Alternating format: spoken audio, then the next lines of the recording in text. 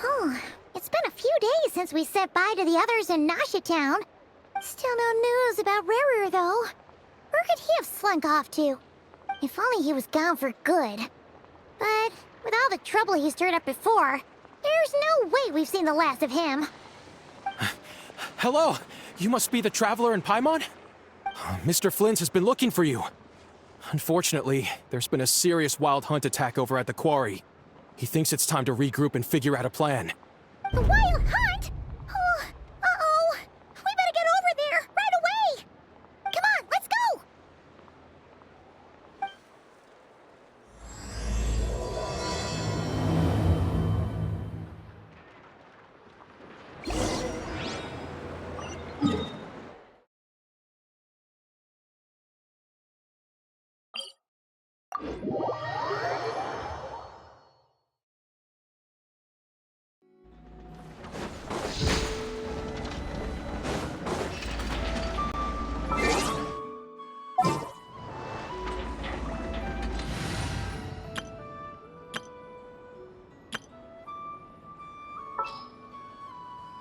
Yeah, let's get this over with.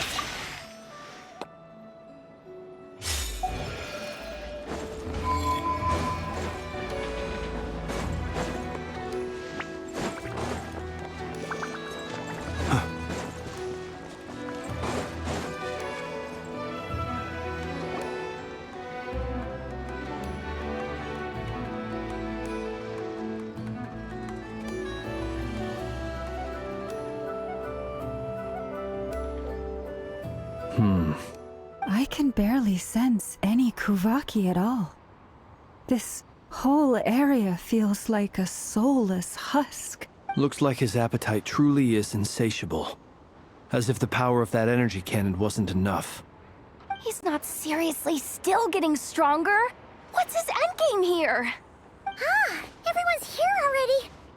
Hey, we made it. So, what's going on? We've all been on high alert since we split up a few days back, expecting Rarir to strike again. But it's like he just vanished into thin air. No one has seen him nor found any trace of his presence. That is, until this morning, when a ratnik found signs of wild hunt activity while out here on patrol. As you can see, the Crystonite itself is physically intact, but the Kuvaki it contained is all but completely diminished. And we're sure that Rarir did this. Who else? He's the only one who could pull off a stunt like this. Kuvaki loss has reached critical levels. Reikir of Solnari set to maximum threat level. Warning, unless de-escalation measures are taken soon, he will pose a threat beyond our ability to contain. The consequences could be catastrophic. Traveler, do you remember when we encountered Rarir just after regaining his body? There wasn't a shred of sanity left. Nothing but madness and rage. Yeah, didn't he shout out a bunch of names? Then he started raving about how nothing in this world mattered to him. Oh, Paimon gets chills just thinking about it.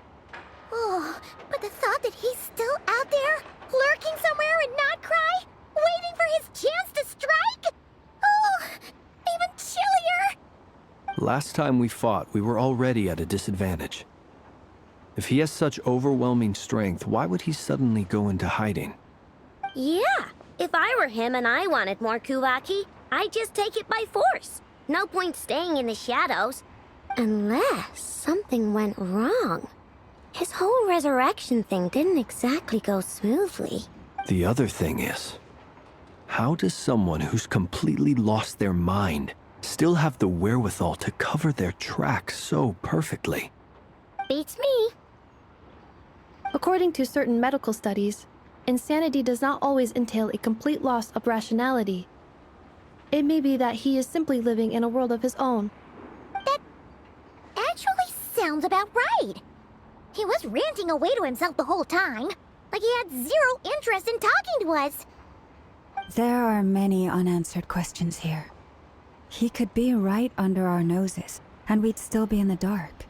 Besides his name and title, we know little about him.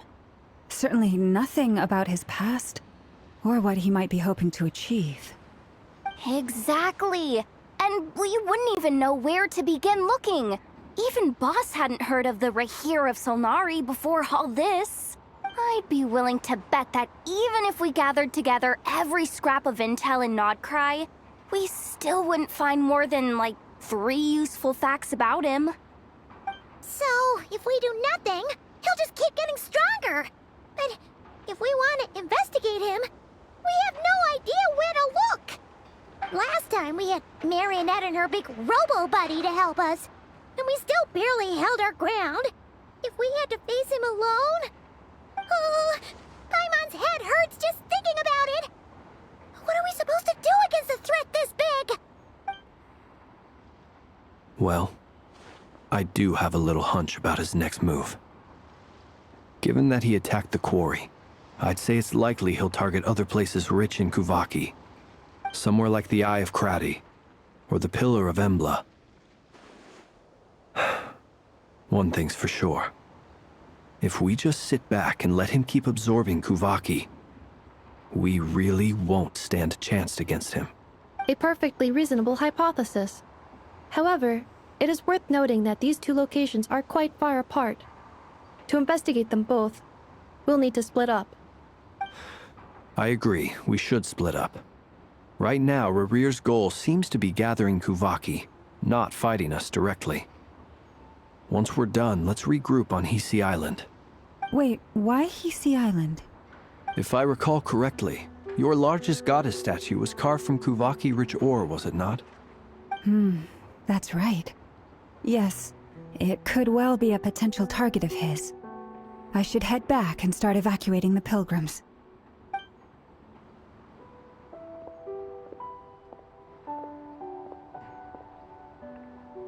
Splitting up's always gonna be risky.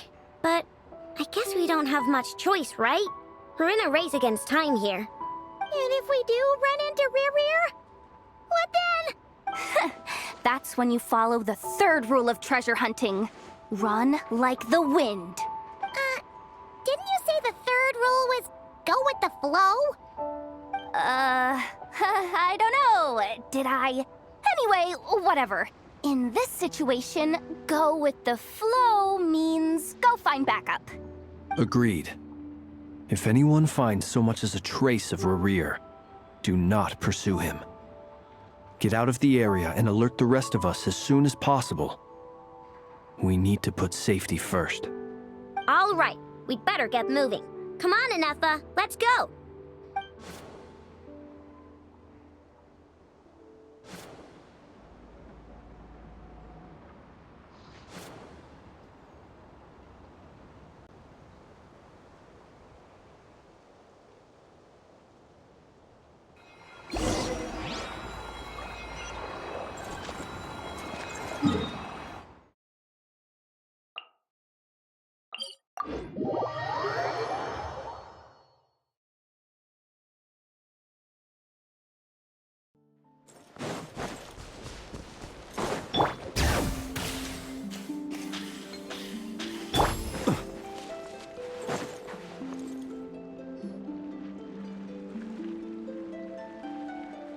Any leads?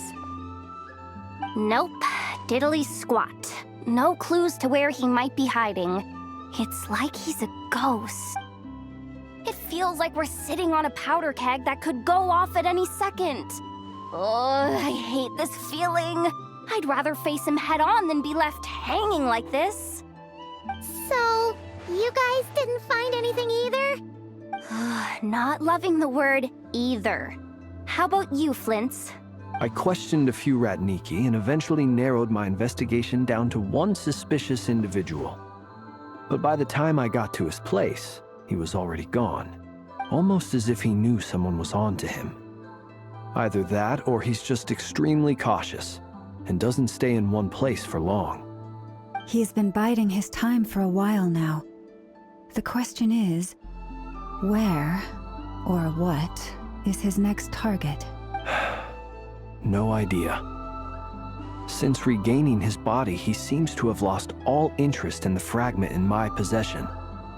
If he did still want it, he's had plenty of chances to take it. All we can do now is hope that Aino and Anefa turn up some leads. Darn it, Rerir. If you've got the guts, come face me one-on-one! Wait, he's actually here? I didn't mean it, I swear! No, it's coming from Silver Moon Hall. The Lady Kutar might be in danger. Let's get over there, quick!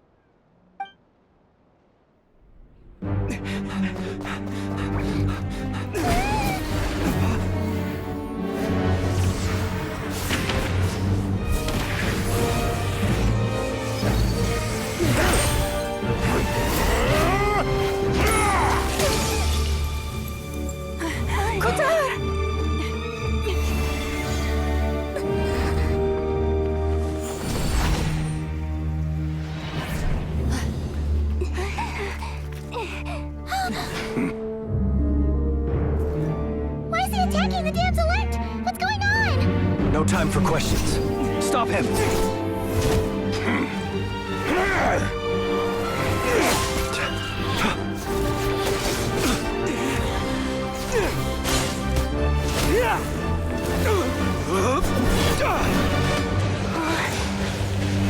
This is insane. Yehuda, get Kutar out of here! On it.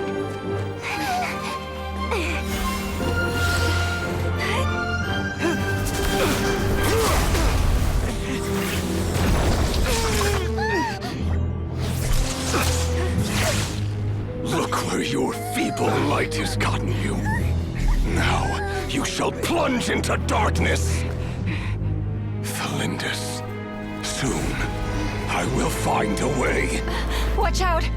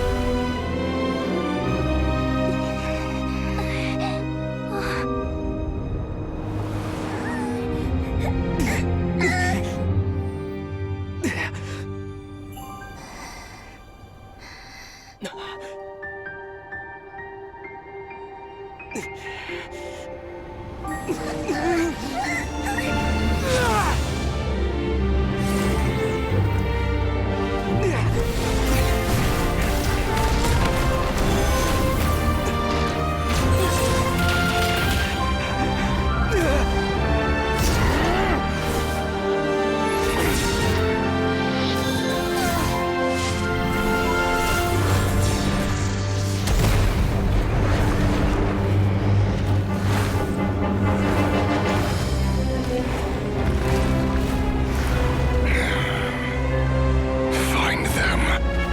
Even if it means turning this place to ashes.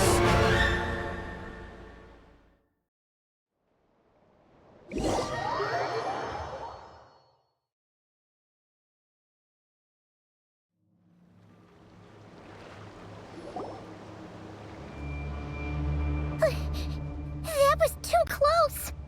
We barely made it out of there alive. What's that guy's deal? How'd he get so crazy strong? He's a threat to this entire nation. I doubt his strength could even be measured by conventional standards. I have a question. When me and Anefa showed up, we saw him chasing after this lady like he wanted her dead. What was that all about? We weren't there for the whole thing either. They were already duking it out by the time we arrived. Yeah, we didn't see how it all started. It all escalated so quickly, we had no choice but to step in. Kutar, can you shed any light on the situation? Kutar. Cross-checking database. I see. So you're the one that the Frost Moon Scions refer to as the Moon Goddess? Wait, she's the moon goddess? Oh, no wonder she looks just like all those statues. There are many reasons why people might worship the moon, and just as many why they might despise it. I've never met that person before, but there was no mistaking his deep-seated hostility towards me. Why he holds me in such contempt, I cannot say. But since he hunts the power of the moon, it's no surprise that I am a target. Kutar, There are many potential motives. For instance, you help the traveler escape his grasp. This could be his way of taking revenge. It is also possible that he covets the Kuvaki inside you and seeks to take it for his own. The list goes on. But right now, devising a counter strategy should be our #1 priority. The likelihood of this location being discovered is close to 100%. A counter strategy? We don't stand a chance against an enemy like this. Surely our only option is to run. He's not gonna chase us to the end of the world, right? So as long as we can sneak out of Nodcry undetected. No, I can't say that. Come on, Yehoda. This is serious stuff. You can't suggest we all just chicken out. Running is our only option. Huh? You seem surprised. But what other choice do we have? We are facing an enemy we cannot possibly defeat in battle. Well, I mean, yeah, but still. It's not too late. I can distract him, so you have plenty of time to make your escape. Wait, what?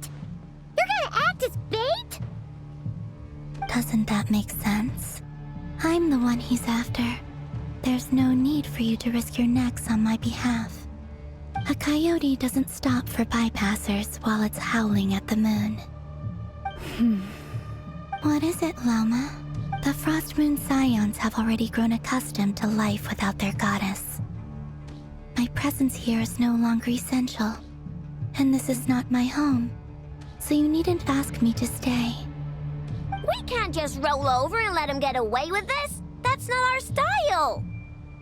Yeah. We can't just call it quits after everything we've been through together. Besides, she'd pretty much saved my life back there. If I just ditched her now, I'd never forgive myself. We can't overlook that you have saved our lives multiple times now. To talk of returning the favor would be a little crass for my liking. But suffice to say that we are friends, and friends look out for one another. Riri's true objective remains unclear. Even if we were to sacrifice Miss Kutar, there's no guarantee he would stop.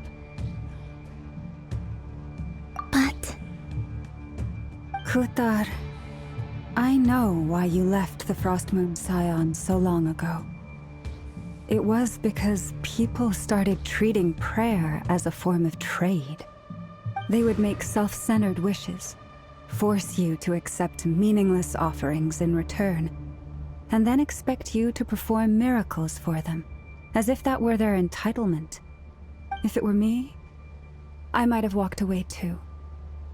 But I believe that time can change everything, and that sometimes it takes losing something precious to appreciate its true worth. After much reflection, I've realized that this was never about whether the Frost Moon Scions need you. Any relationship based on need is purely transactional. What I truly hope is that you'll choose to stay, not out of obligation, but as part of our family. You were born here, and now you've returned. Who knows? Perhaps it was the moonlight that guided you home. thank you, Lauma. But my power is on the wane. I'm afraid I will be of little use to you now. Very well then. I'll do as you say. Both times you saved us, we were transported across great distances in an instant. Is that one of your powers as the Moon Goddess?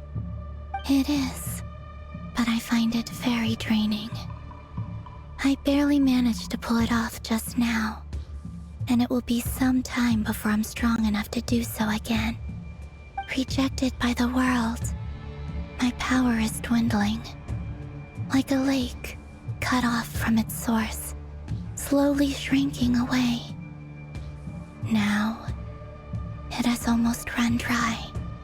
What do you mean, rejected by the world? The 3 moons belong to the ancient bygone era in which they came into being.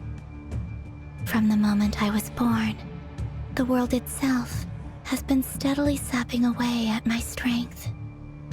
The 3 moons are not one and the same. As the goddess of the Frost Moon, I cannot wield the powers of the other two. Yet moonlight has a way of blending together. Each can reflect the other's glow. So when our fingers touched, I was able to restore my strength by drawing Kuvaki from the eternal moon's marrow. But this method of recovery is painfully slow. If only we could find the... It's the Wild Hunt! Even faster than we expected. We'll have to finish this conversation later. See how those wild hunt creatures are running away from us. They're likely just a scouting party, which means Rerir won't be far behind. Then what are we waiting for? Let's get the heck out of here!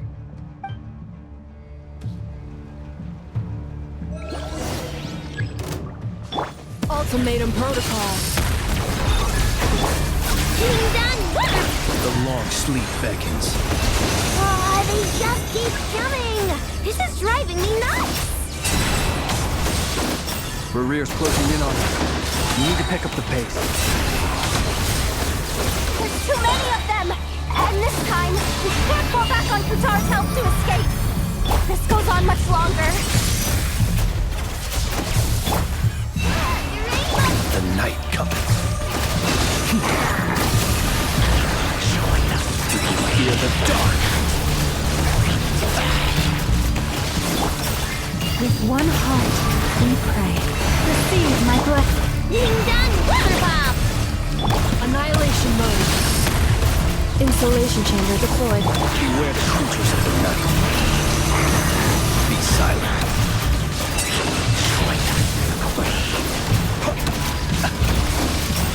Close your eyes. Ultimatum protocol. By the frost moon hold, lush as the moon. Look! Your rainbow! The long sleep beckons. Observe. Close your eyes. Observe. Do you fear the dark? Do you fear the dark? Annihilation mode. Cleanup sequence initiated. Getting done! Water bomb!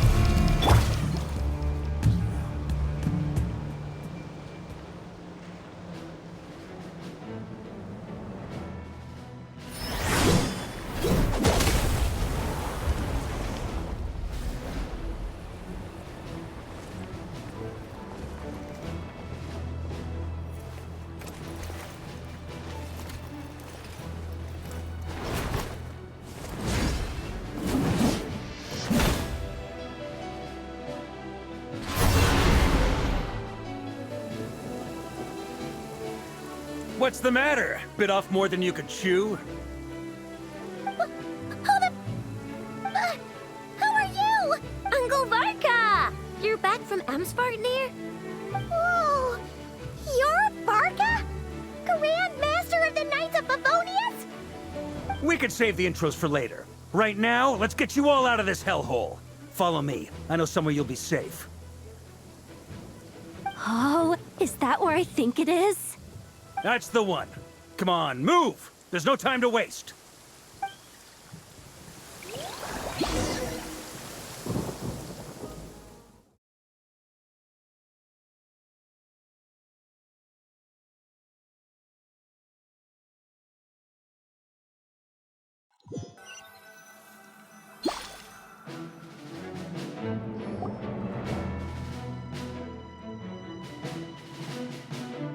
Wow! Where are we? This is so well hidden. Well, that goes without saying. This is the Knights of Favonius' meeting place in Nodcry, and a contact hub for the Northern Intelligence Network. AKA, the black market of intel. No matter what faction you're with, it's the place to buy and sell information. Their headquarters are in Nodcry, but they've got contacts in every nation. As an expeditionary force on foreign soil, working with them has offered us the most effective way of getting our hands on reliable local intel. This is where we meet, so naturally, it's secure. Anyway, where were we? Folks from Nodcry should be pretty familiar with me by now. but I believe this is the first time we've met. Allow me to introduce myself. I am Varka, Knight of Boreas, and Grand Master of the Knights of Favonius. We've heard all about you. This meeting's been a long time coming. You look way younger than Paimon expected. But you definitely have that Grand Master vibe. Well, I'm no spring chicken. Just not showing my age yet. Definitely feeling some of that back pain today, though. Rushed back from Amsfartnir without a wink of sleep, only to get right into another fight with that freshly revived maniac. Another? You mean you fought him before? Yep. He wasn't nearly as strong back then, but he was still a formidable foe. I brought some of the knights along to give him a little surprise, but he saw us coming from a mile off. My squad took heavy injuries, and I barely made it out alive myself. We knew it might have been our last chance, so we staked everything on it. But still, it wasn't enough to stop him. I tried tracking him down afterwards, but he didn't leave a trace. Even in his unhinged mental state, he's as cautious as any trained operative. So, I decided to come find you. And as luck would have it, turned up to find you being ambushed by the Wild Hunt. The rest, you already know. Is that why he's been frantically absorbing Kuvaki these past few days? Because he sees you as a threat? Maybe I'm part of the equation, but even if I weren't, I'm sure he'd still be gathering power. He's clearly working up towards something. Note to self, Uncle Varka's strength rating officially upgraded. Guess it's my turn to ask questions now. So, what exactly has been happening in Nodcry? Why has the Wild Hunt returned in humanoid form? And why is it after you? That's a long story, but I'll try to make it quick.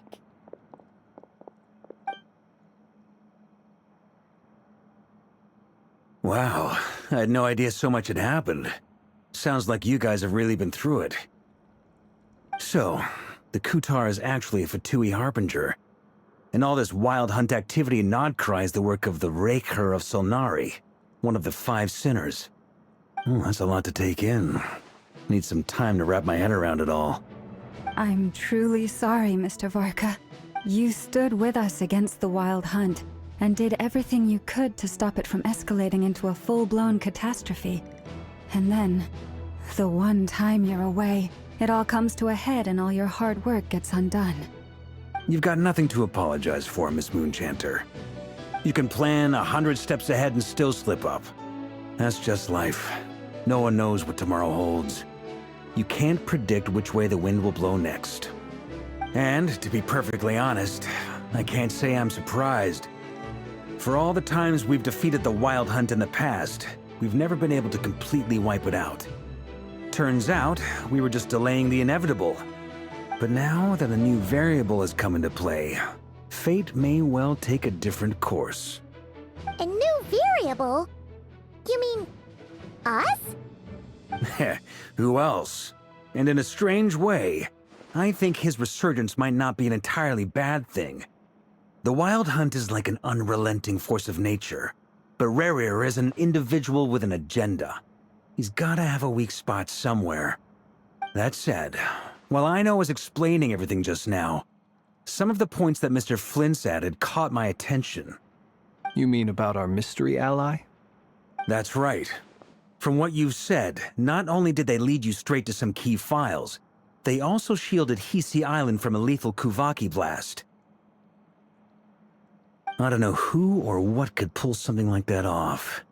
Heck, even Miss Columbina doesn't have a clue. I hadn't heard the story about those files. Would you mind repeating their titles for me? Wild Hunt Phenomena Log, a Nodcryan Ratnik's Field Journal, and Kuvaki Survey Log. Oh. No. Still doesn't ring a bell. Another dead end. Guess all we can do now is hope that our mystery ally keeps showing up when we most need them. Still, it's safest to assume they won't be intervening again. From here on out, we'll have to resolve this crisis by ourselves. Your intel also explains something else I've been wondering about. The reason I led my team to Amsfarnir was because we'd had reports about a possible source of the Wild Hunt showing up there. But once we looked into it, it turned out to be a red herring. I don't know who was behind it, but clearly, it served its purpose. I doubt it's by chance that he happened to make his comeback while my attention was diverted. And from everything you told me, it sounds like his scheming began well before his return. So maybe luring me away was all a part of his plan. But is it even possible that he orchestrated all of this by himself? The Moon Maiden and the Raker of Solnari, Nodcry of all places. The way everything is unfolding, it can't be a coincidence. So, what do we do now? Got any ideas? Right now, we've got at least 3 things to consider. Let's go through them one by one. First, we need to figure out how to take down Rerir. If we can't beat him in a straight-up fight, the rest won't even matter. To my knowledge, the bulk of Nodcry's fighting force is already gathered here. But even with everyone united, we're still no match for Rerir in his current state, let alone with his power still growing. What if there was a way to tap into a new power of our own? How so? Have you thought of something, Columbina? 3 moons once watched over this world. The Eternal Moon was the largest. The Frost Moon was the brightest. And the Iridescent Moon was the most mysterious. They say that back then, the 3 moon goddesses wielded immense power, enough to shape the workings of the world itself. I now bear the Frost Moon's power, and the Eternal Moon's marrow resides within the Traveler. Hold on. Are you suggesting... The iridescent moon, the last piece in the puzzle. That's right. If we can find the Iridescent Moon's marrow, I will be able to regain my strength much more quickly. The 3 moons are said to stir the tides and illuminate all things. Perhaps they hold further secrets beyond our understanding. According to my analysis, the solution is feasible. However, it is subject to one major condition. How do we locate the Iridescent Moon's marrow? I know a way, but we will need to visit the Fatui's Experimental Design Bureau. The Experimental Design Bureau? Are you saying we need to involve Marionette? Yes. I must speak with Sandrone. It's a long way from here to the Experimental Design Bureau. There's a high chance you'll be spotted. You shouldn't go alone. Then that's settled. Next up, our second priority. Somehow, we need to figure out Rerir's end goal. As you saw for yourselves, when he was still in his Wild Hunt form, everything he did was for the sake of recovering his body and resurrecting himself. His first act since then, after laying low for a while, was to try and assassinate this young lady. People's obsessions often reveal their greatest vulnerabilities. There must be a reason why he despises the moon so deeply. Perhaps it sheds some light on his title, the Raker of Solnari. The Wild Hunt has plagued Nodcry for centuries now. If we want to stop it for good, we have to get to the root cause of what's driving it. It's true. We still know very little about him. If Kuthar hadn't given us that lead, we wouldn't even know his name. But where would we even start? I doubt even the Intel Queen of Nodcry has a clue, and she has info coming out of her ears. Oh? That's a rather hasty conclusion for someone who's so painstakingly meticulous when it comes to dealing with machines. Ah, she heard me.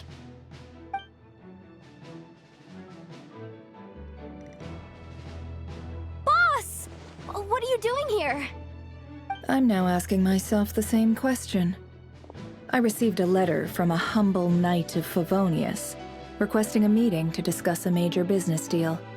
But it looks like this humble knight had something else in mind. Details. Miss Neffer, the important thing is that you've arrived at the perfect time. Since his failed ambush, I've been racking my brains trying to come up with a plan to fight Rerir. Given the severity of the situation, I think it's fair to say that our only chance lies in uniting as one. And I'm talking all the factions in Notcry. We can't do this without the Curatorium, but I knew it'd be a tough job to win you over. So, I took the liberty of reaching out for a little chat. Wait a sec. How did you even hear about this place, Nefer? Didn't you say this is meant to be the Knights of Favonius' meeting spot? And a contact hub for the Northern Intelligence Network? And isn't it supposed to be super hidden? You really think he could have gotten settled in Nodcry without my help?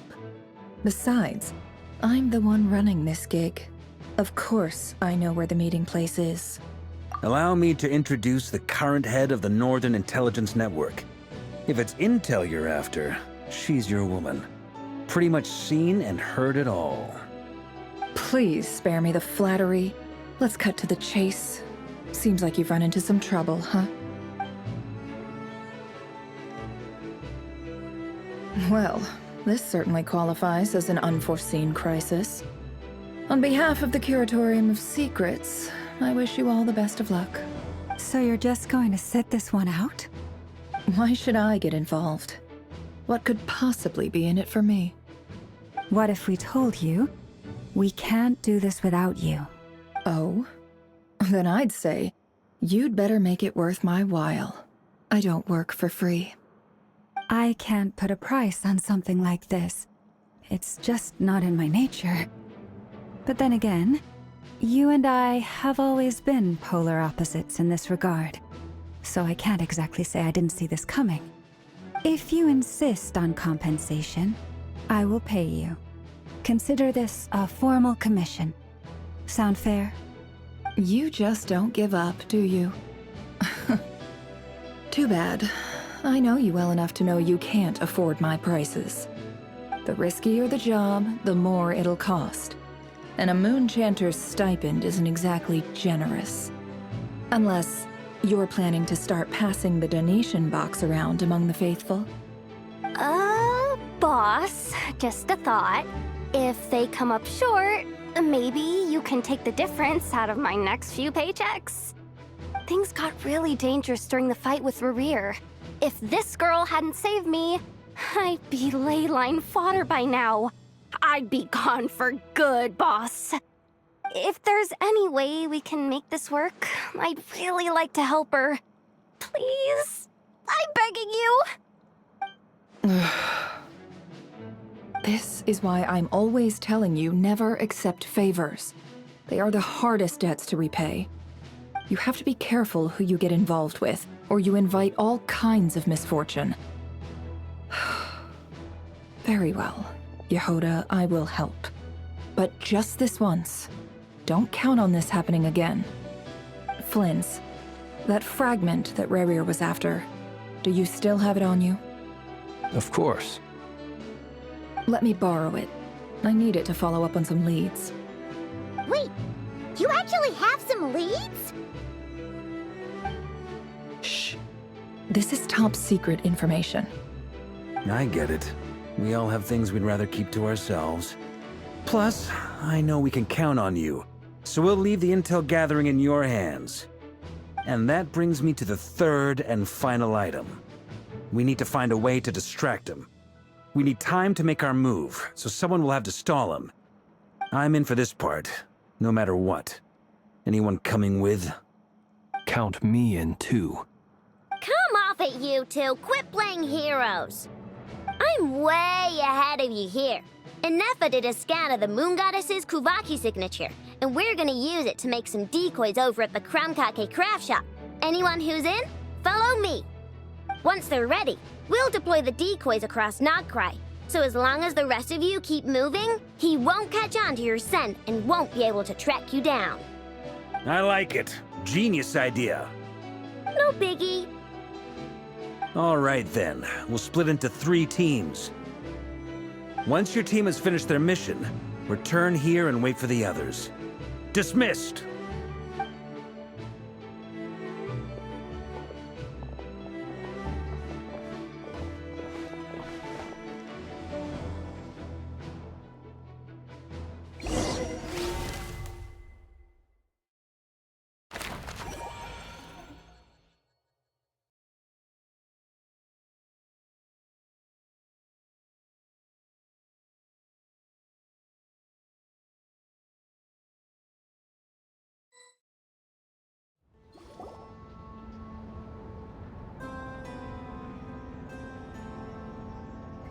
Lady Damselette.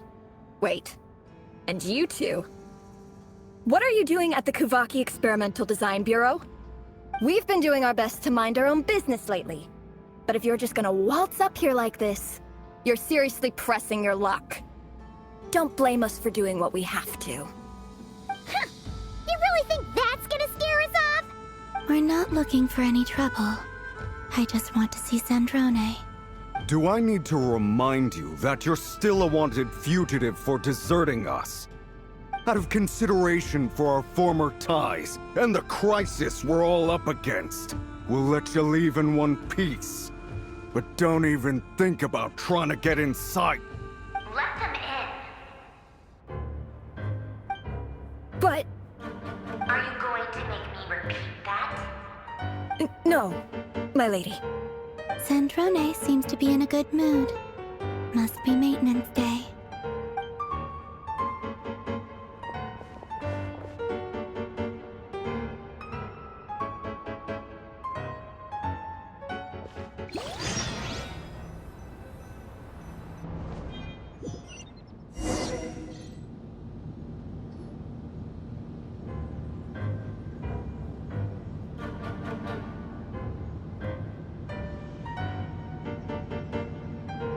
So tell me, to what do I owe the honor this time? Actually, before you answer that, just so we're clear, we're not colleagues anymore, Columbina. I don't owe you anything. I promise it's nothing big. It seems like you've gotten the wrong idea here. The only reason I let you in was because I was bored. It seemed like a way to kill some time and satisfy my own curiosity. Whatever miscalculations I may or may not have made in the past, I haven't lost the plot enough to even consider sticking my neck out for your sakes. I'd like to speak with Arlecchino. What? Huh? You mean the knave? I'd like to speak with Arlecchino. Is she in Nodcry? No, she's not. Once the work on this facility was completed, she went back with the Rooster and Regrator. The only ones in Nodcry are me and... What is it you need to speak to her about anyway? Rerir is hunting me. If I'm going to face him, I must first retrieve the lost moon.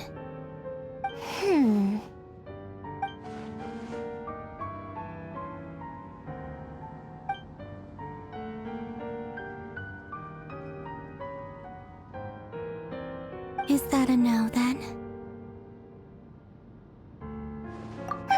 As if I need reminding. I was this close to settling things with him before someone decided to whisk me away to their weird little garden. Have you held any tea parties lately? Tea parties? Yeah, obviously. You don't seriously think we'd pack it all in just because you aren't here. If anything, they've been more eventful than ever. Just me, Arlecchino, and a bunch of insolent and sensitive guests who won't stop asking where you've gone. Oh, they've been a real joy. I bet you served them the worst tea you have. Just like you used to do to me when I upset you.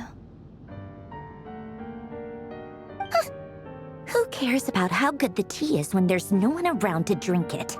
I keep losing people. First Rosaline, now you. I'm running out of people who can make me laugh. Honestly, what could be more ridiculous than the multi-centenarian goddess, who's only ever had the plain herbal tea she received as offerings? You'd always brew a different type of tea for me each time. Was it really just to see how I'd react?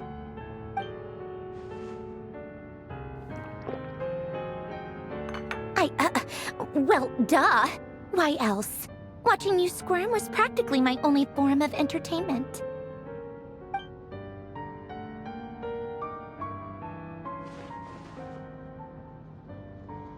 Oh, yeah. And Capitano sometimes used to bring Tartaglia around, too. But I guess we won't be seeing him again. Well, I guess we are overdue for a get-together. Polonia! Have Febronia pass a message to Arlecchino for me. It's time for tea. Will suffice. Pass along a message for me, too, if you would. My body cannot contain the marrow of 2 moons, so I'll be leaving one of them in her care. Excuse me? Who said you were on the guest list? If my tea meant that much to you, maybe quitting the Fatui wasn't your brightest move. Back when you were under the Tsaritsa's protection, no one would have dared come at you so openly. But that protection didn't come for free. In fact, I paid dearly for it. At the end of the day, it was just another transaction. I just got tired, that's all. I never wanted any part in their grand ambitions, and I've had enough of being treated like a bottomless supply of power. It brings back memories from the old days, when I was still worshipped as the moon goddess. Centuries on, it may be a different group of people, but I see the same greed in their eyes. I figured you'd leave eventually. You didn't have as much of a reason to stay as I do. The Tsaritsa gave you shelter and protection, but that was it. Nothing more, nothing less. Meanwhile, the Fatui demanded everything from you in return, until it was more than you could bear. I get why you left. And frankly, I have no interest in dragging you back just because the higher-ups told me to.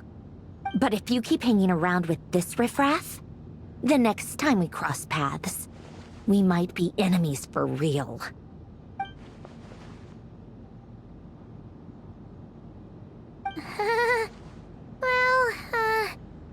Guess that's our cue to leave?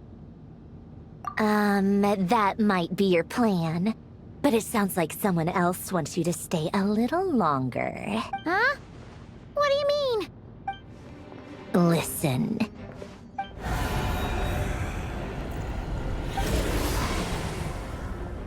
My lady, it's the Wild Hunt. A horde of monsters is headed straight for the facility. Another uninvited guest trying to crash my tea party. Clear the area! I'll handle this. Wait, what?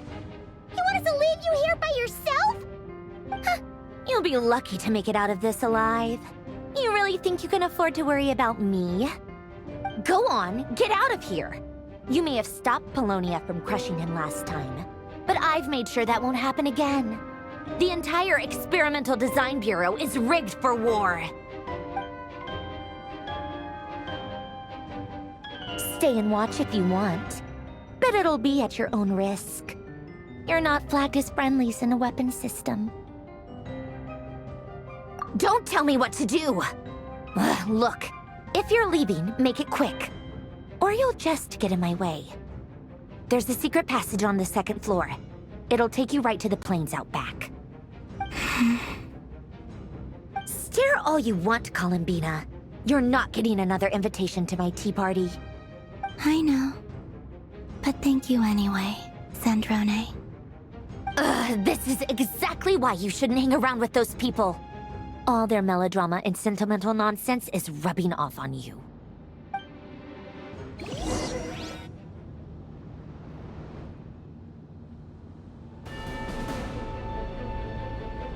Come on then, Mr. Ray here. Let's pick up where we left off. It's your Wild Hunt monstrosities versus my beautiful creations. Let's see who comes out on top.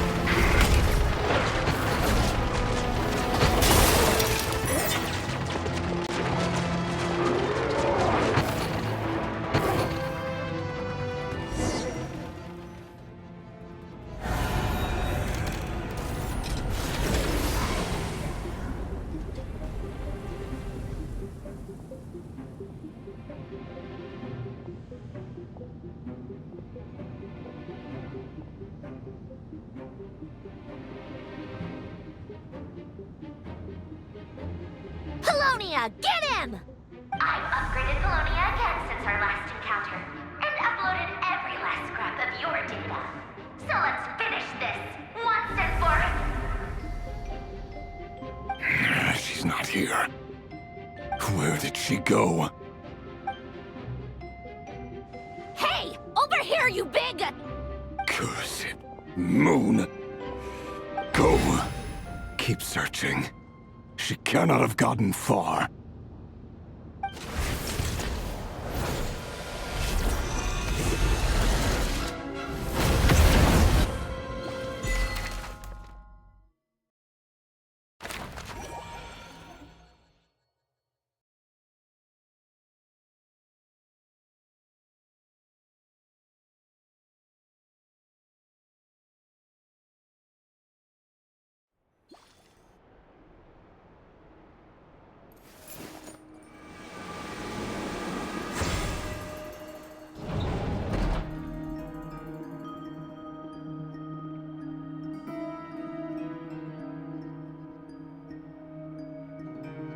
So this is your method for investigating Rarir's past?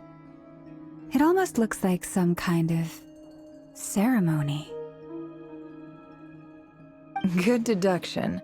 But it's quite a different affair from what you're used to with the Frost Moon Scions. Whoa! First time I've ever been in here. Boss always said it was off limits, so I pictured some kind of creepy dungeon. But it's actually kinda nice. Oh, I guess this must be Sumero decor? That's where Boss is from. And that nice shopkeeper who sold me my treasure compass. I'm not sure exactly what you've got planned, but it looks like you're all set. When do we begin? Whenever we wish. But for some reason, I've got a feeling this isn't going to end well. I've never faced Rarir myself, but from what you've told me, his power is beyond anything I could imagine.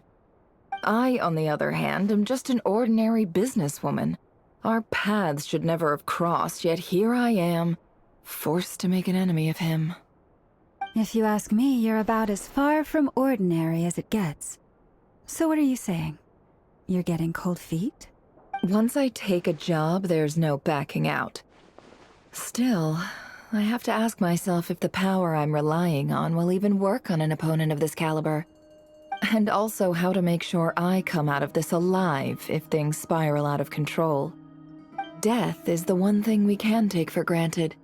It is the great equalizer, however fortunate or unfortunate we may otherwise be. So it's important to consider how to spend what lifespan we have left. Come on, boss. Lighten up. Quit talking about death. It's bad luck. For once, I agree with you. When you're up against a foe like Rarir, there's no such thing as being too prepared. Is there anything I can do to help? That won't be necessary. I've already made up my mind. Time to cash in a precious favor I've been saving for a rainy day. Yehoda, I need you to find someone for me. The sooner the better.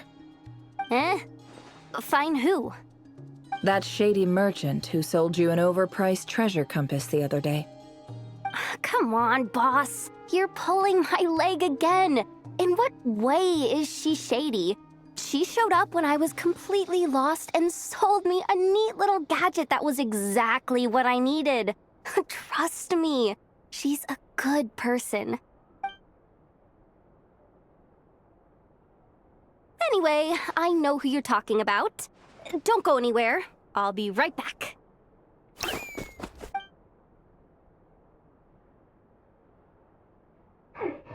happening to me? I genuinely can't run any further.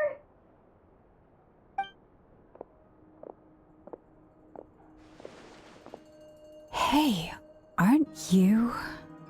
What is it? What's the big rush?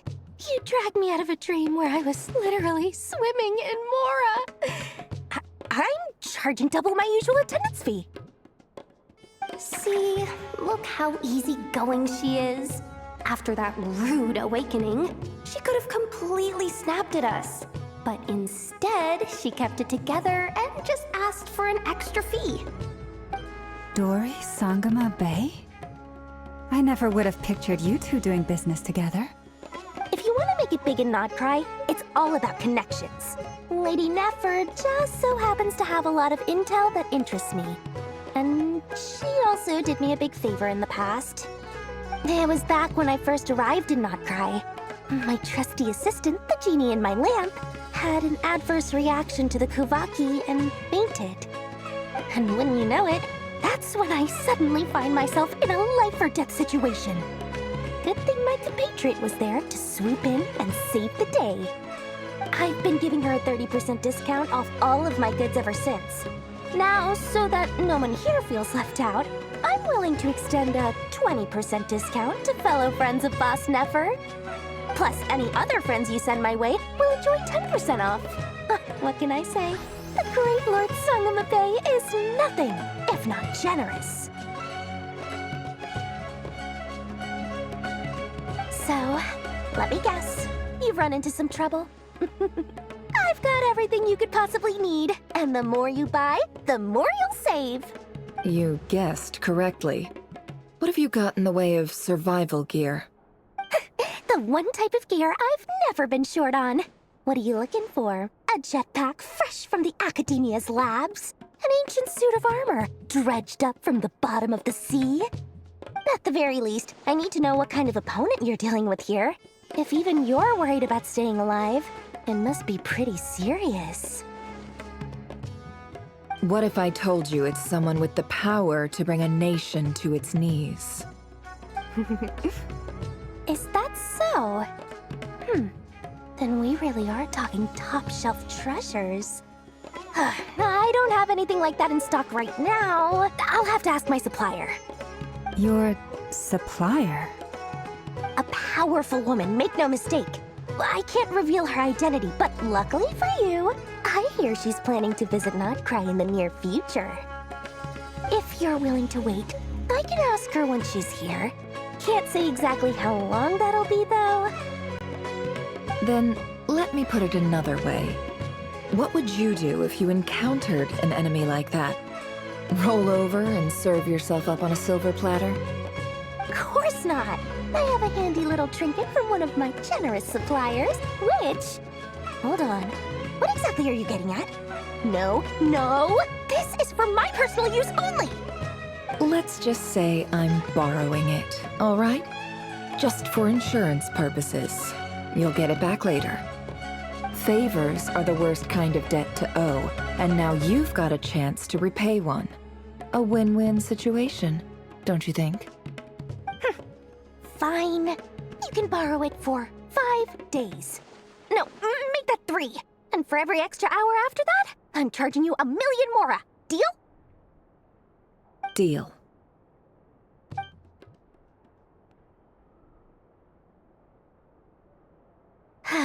What a way to start the day. Now, was there anything else you wanted? Or can I go back to bed now?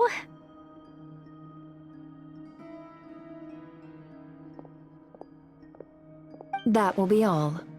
Take care now. Don't trip up on your way back, friend. See you later! You're my favorite shopkeeper.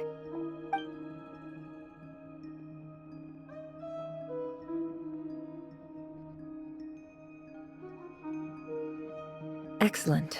Everything is well and truly ready. The ceremony can now begin. After initiating the ceremony, your minds will follow me wherever I go. You will see many strange things in your mind's eye. So remember, don't be frightened, and don't make a sound. Now then, let us peer into the Raker of Solnari's past.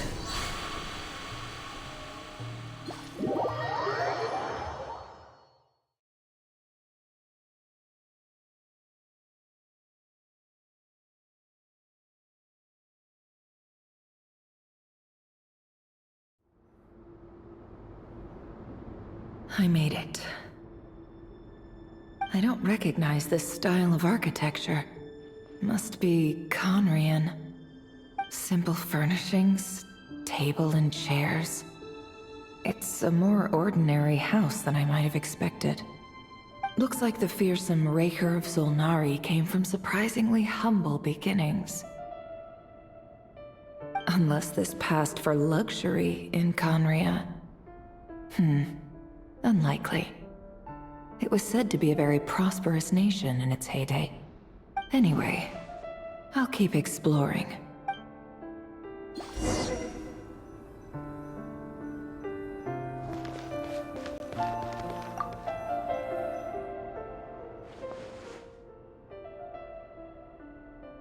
Hi, Revere. Since you're working extra hours tonight, I thought I'd keep myself busy by checking out that new kebab shop. I've heard good things about their menu. I'll test it out, and if it's as good as everyone's saying, let's go back together sometime. P.S. New stash from the Universitas Magistrorum. I brought some goodies home. A few teacups and a pin rack. Hope you like them. They didn't sign their name, but they must have been close. Sounds like they were living together.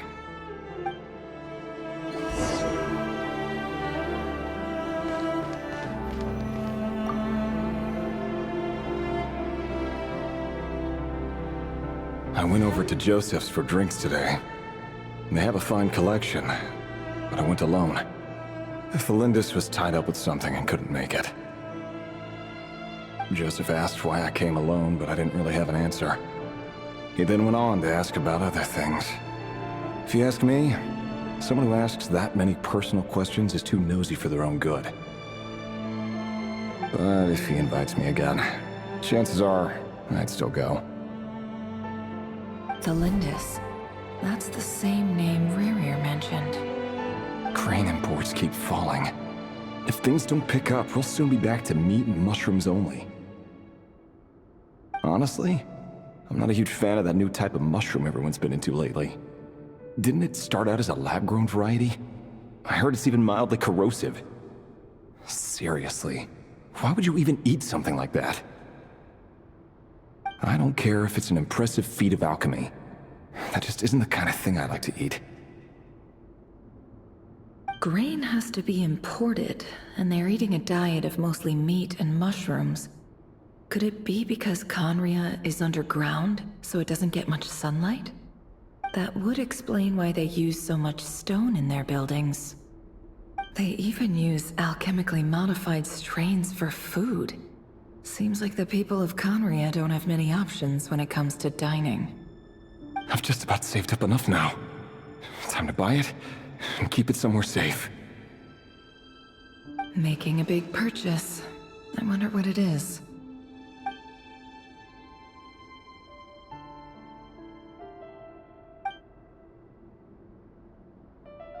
He really is a professional. No wonder he's so good at covering his tracks. Despite what he's become, it seems like he's retained certain habits, at least in this regard.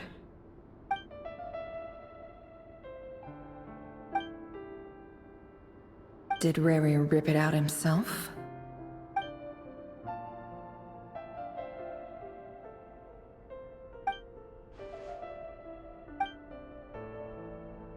Before I met you, I was convinced that my heart was nothing more than a stagnant pool. The burial place of a fallen moon. A withered, windless grove where the waters rested forever unrippled. It was you who helped me see that my heart hadn't entirely withered away. That it could still beat to the rhythm of love. This is just trivial sentimentality from the looks of it. Why would he go to the trouble of hiding that? The burial place of a fallen moon.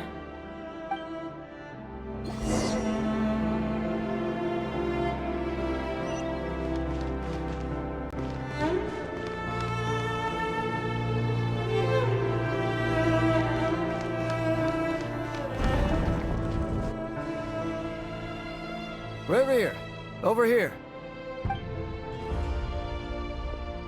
Dane! Oh, and Vedelson here?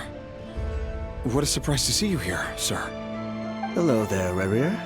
You need not address me so formally outside of court. He doesn't get that much free time, so I invited him over for a drink. Even the court prophet deserves a break every now and then, right?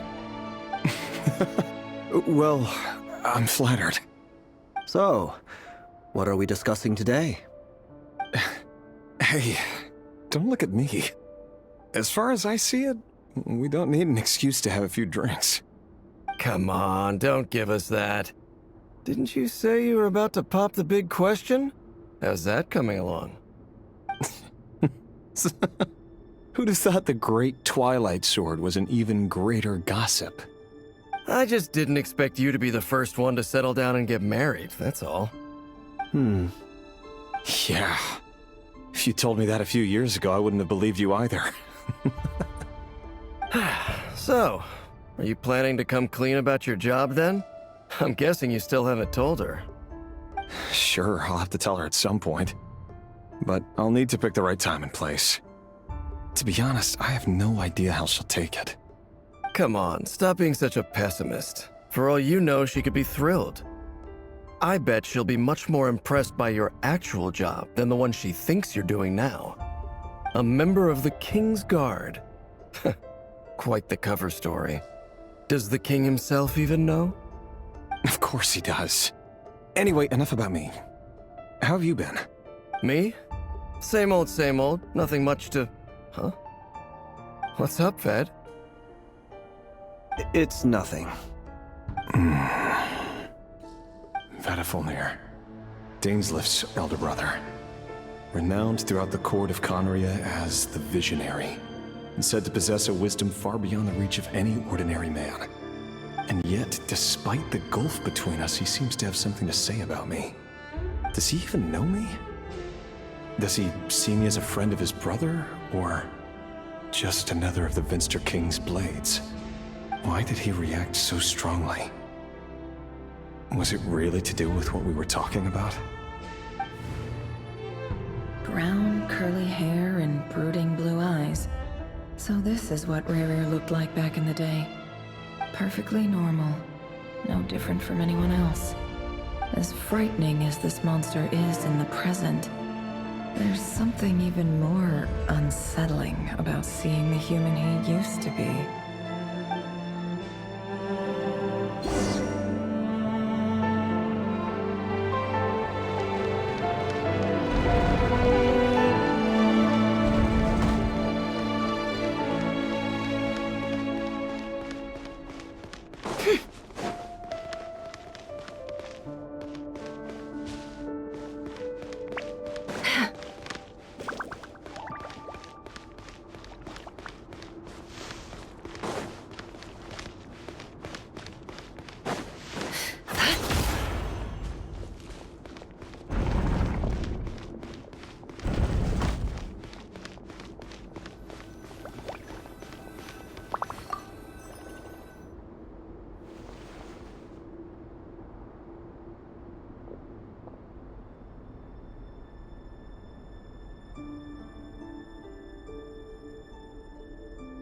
Felindis? You're back early? Our equipment's being serviced today, so I got off earlier than usual. How's your day been? Aw, why the long face? Is something the matter? Has your boss been giving you a hard time again?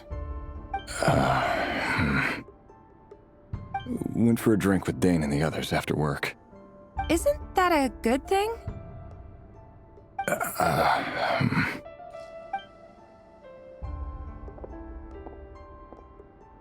Vedifulnir showed up today, too.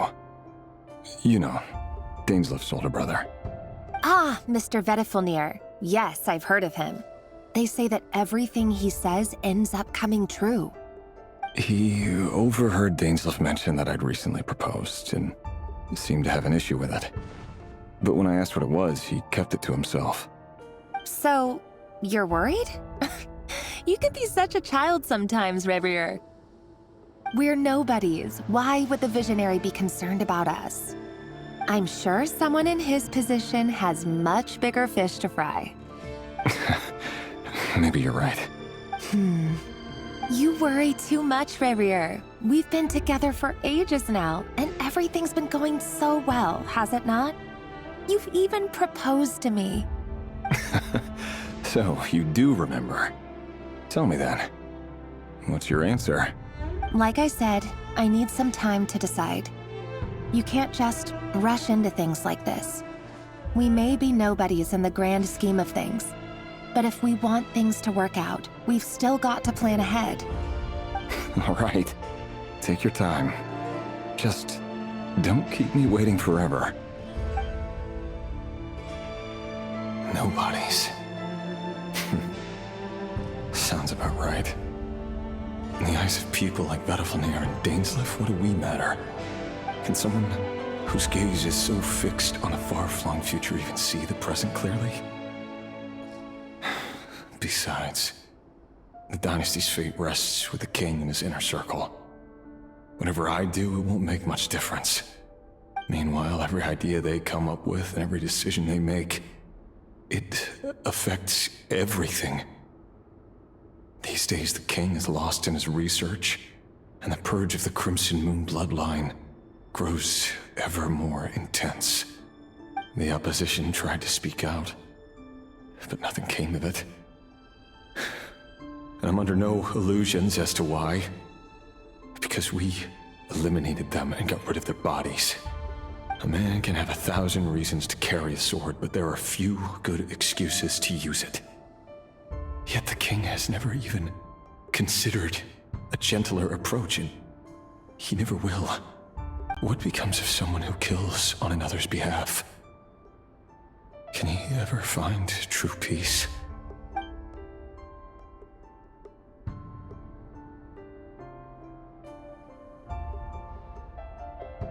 Thelindis?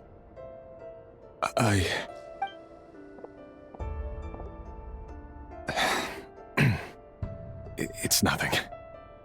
You were right. Fate has never smiled upon nobodies like us. But by the same token, it's unlikely to bear a grudge against us either. There's no reason we can't keep living happily together, cherishing the simple joys of each day as they come. See? You just need to stay positive, Rerir. I can feel your warmth, your breath. You're right there, right by my side. Just seeing you makes me happy in a way I can't explain, and that's something that no one could ever take away from me. So smile, my love. Let go of that frown. You're right, Thelindis. I've just been overthinking things. That's better. Getting caught up about things like this will only ruin our evening. Speaking of which, all set for the ball tonight? I need to go get ready. You go ahead. I just have a few things to take care of, then I'll come join you. Even busier than the big shots, huh? Fine, I'll go get started. But don't be late. If you keep me waiting too long, I won't be a happy bunny. Relax. I'll be there. Seriously, though, you drive a hard bargain. You're really gonna leave my proposal hanging and still expect me to take you to the ball? Well, that goes without saying. I already told everyone I'd be coming with a dance partner. Besides, they're two completely different things. Let's take it one thing at a time, all right? All right. White outfit it is. It seems like Rerir was deliberately hiding his ties to the intelligence services by giving the impression that he was just an ordinary member of the Venster King's Guard. He clearly doesn't want his would-be fiancée to know about his other life. Then again, that's hardly surprising. People in the intelligence trade rarely do. Who'd have thought we were in the same line of work? Let's dig a little deeper.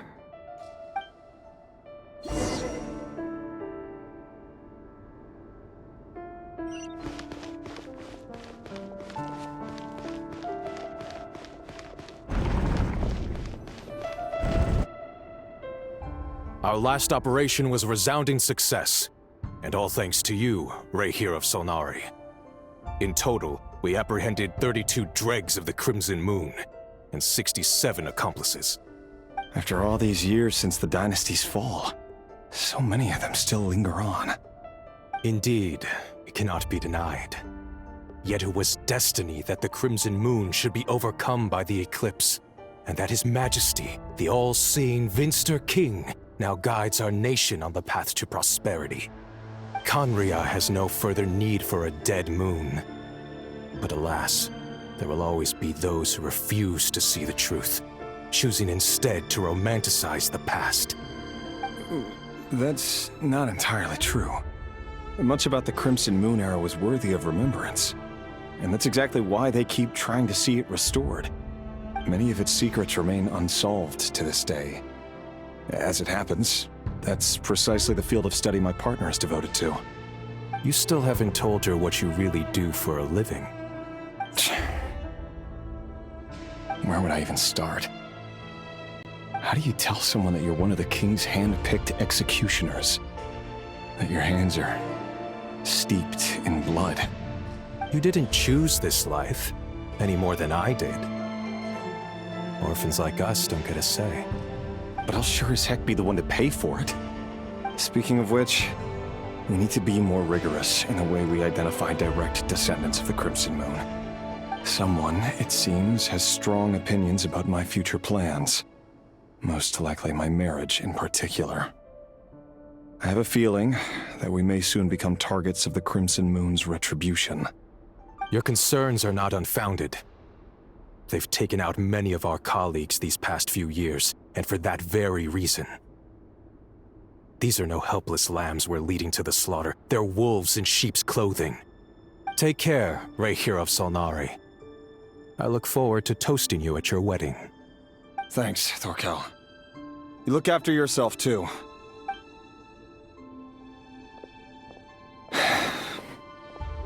Thelindis, I never wanted to keep this from you. You're the last person I would ever want to lie to. But that's exactly why I can't tell you everything. There are things you shouldn't know. Things you cannot know. The Moonlit Dynasties are a thing of the past. Yet even now, with the sun shining high in the sky, there are those who would call forth a dead moon's ghost. Could that be why Vedalfnir held back? Or was it because of some court secret he's not at liberty to share? I have to get a clear answer from him. No matter what happens, I will protect Thelindis. Rayhir seems to be very concerned by Vedalfnir's reaction. Vedalfnir and Dainsleif, the Visionary and Twilight Sword. So that's what they were really like. I've investigated this whole area now. There doesn't seem to be any other memories here. Should I try somewhere else? Wait a second. What's this black smoke?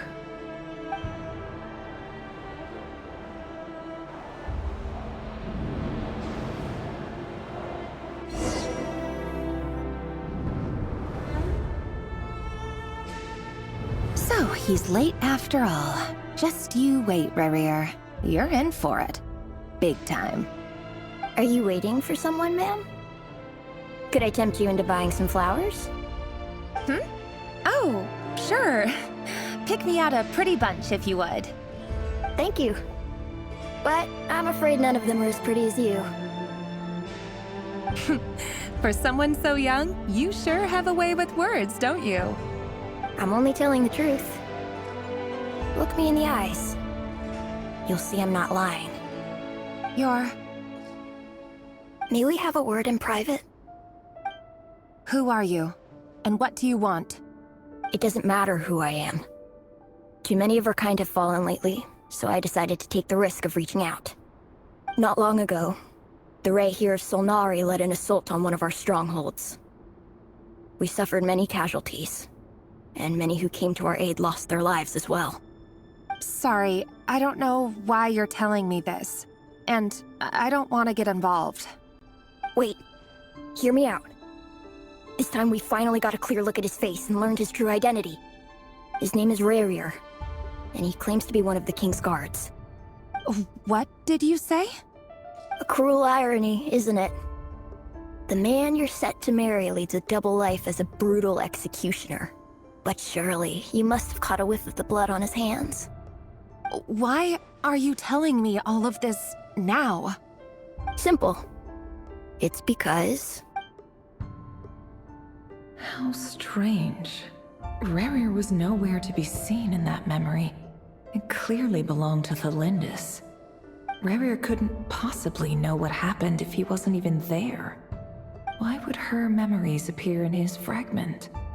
The ceremony won't last much longer. I think it's time to call it a day.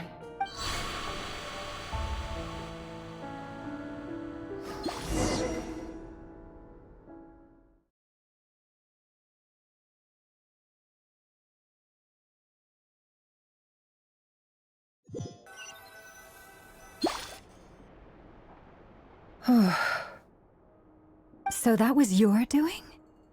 Did you just pull us inside Rarir's fragment to spy directly on his memories? Any more questions, and I'll have to start charging. I had no idea you could do that, boss! Seriously, that was amazing! We're not worthy. We're not worthy! I gotta admit, though, I'm itching to see what happens next. Feels like we barely scratched the surface. I'm just as curious as you are, but the ceremony only allows for limited time inside. That's all we can see for now. Luckily, we managed to learn quite a lot.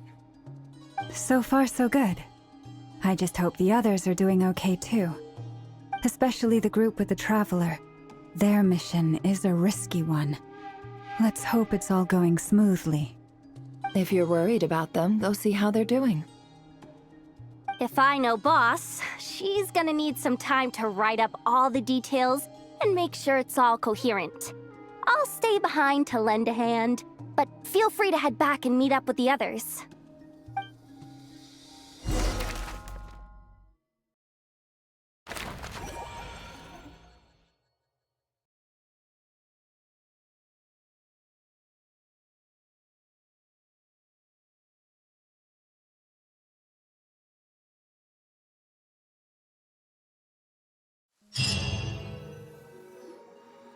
Oh, they've been prowling around for nearly 2 days now. These things just won't quit. Oh, they might not have seen us yet, but with them constantly sweeping the area, our way out is completely blocked. Oh, that's never gonna work. One little slip up and it's game over. If they spot us, they'll run straight back to Rarier. And once he knows we're here, it won't be long before he's breathing down our necks again. Oh, guess you're right. All right, time to zip it.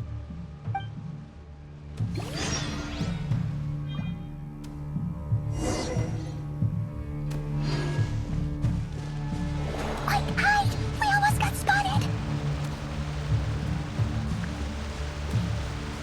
Phew, that was a close call.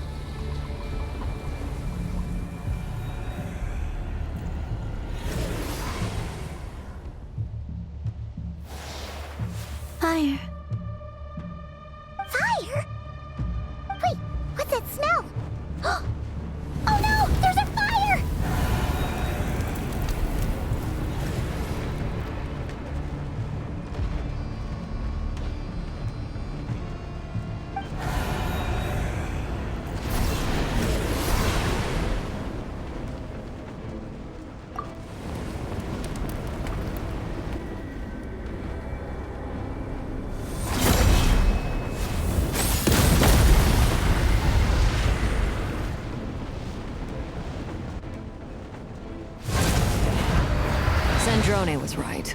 You look weak, Columbina. The old you would never have let such lowly creatures bar your way. Word has it that you did something for the Tsaritsa, and that's why you've lost most of your power. Freedom comes at a heavy price, doesn't it? It's Arlecchino! You came! Hello again, Columbina. And greetings, guests of the House of the Hearth. It's been a while, Arlecchino.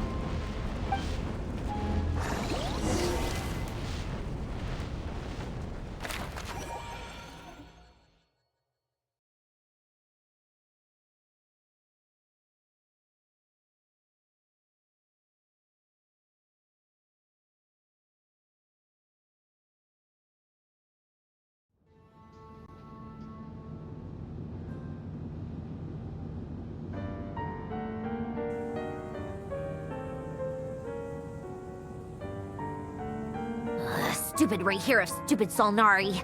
Ugh, whatever. I've got all the data I need. Next time we meet, you're finished. He sure doesn't pull his punches. Excuse me, do you need a hand? You can do me a favor by staying out of my way. Can't you see I'm busy? Wait a minute. I recognize that voice. Hello, Miss Sandrone. Father sent us over to help. How considerate of her. Hey, Fremine, get over here and help me fix this. Lenny, you do your thing. Just keep your sister away from my machines. Nearly every machine that cat girl touches ends up going haywire. Go put her on cleaning duty or something.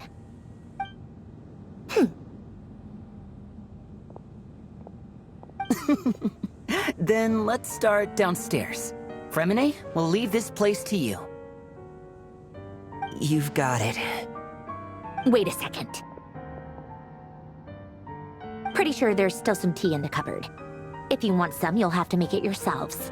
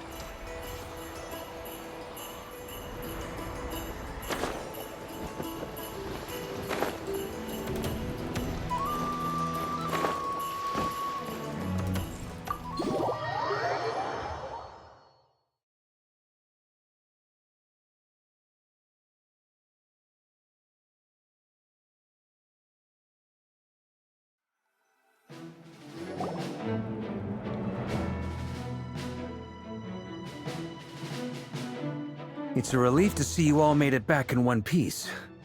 Huh? Feels like there's quite a few people missing. Where's Flint's and the others? And what about Nefer? I returned ahead of them. Flint is helping Ino and Anefa to set up the decoys and buy some time. As for Miss Nefer... Boss is still wrapping things up on her end. She sent us back to fill you all in on the top secret intel we've been gathering. I see. Then let's get right into it. But first, who do we have here? You brought someone else in to help? Greetings. I was invited here to help as a longtime Tea Party companion of Columbina's. You may call me Arlecchino. Surely it can't be. Those eyes. Oh, where have I seen them before? Wait, of course.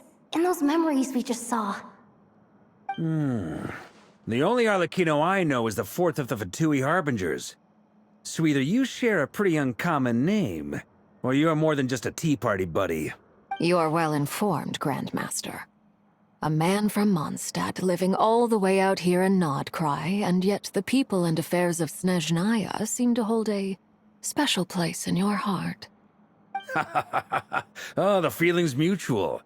Sounds like you know all about who I am, too. A Fatui Harbinger. The atmosphere in here just got really tense. Guess we can't just start trusting Fatui Harbingers, even at a time like this.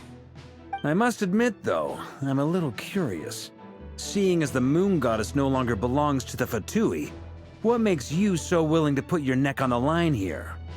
Nor does Nodcry belong to Mondstadt, Mr. Varka. Yet still, you're fighting for it all the same. Things don't always have to have a tangible payoff. Sometimes, stopping things from spiraling out of control is a higher priority than chasing the spoils of victory. Of course, I can't say there's nothing in it for me at all. But that's between Columbina and myself. Forgive me. I don't mean to doubt you. It's just that the Fatui really have been the source of many of our troubles. We have our own way of doing things here in Nodcry. But ever since they arrived, the Fatui have treated us with nothing but hostility. I know there's been a lot of bad blood between us in the past. I've done my utmost to avoid friction whenever I could. But sometimes fundamental conflicts of interest simply can't be settled amicably. That's why I'm here solely in a personal capacity. This has nothing to do with the Fatui. As a gesture of good faith, I'll be frank. I can help Columbina track down the iridescent moon's marrow, which will help her restore more of her power. Anyway, what else is on the agenda? Let's begin. She says she'll be frank, then completely skips over the details. Looks like she doesn't want to give away too many secrets after all, but she clearly wants to change the subject. It'd be awkward if I tried to bring it up again now. I guess we'll just have to go along with it. She's the fourth of the Fatui Harbingers after all. One look and you can tell she's not someone you'd want to mess with.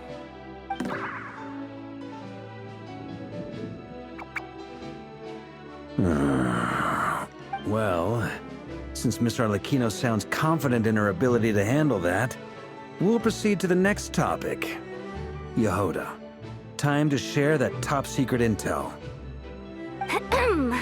Alright, listen up everyone.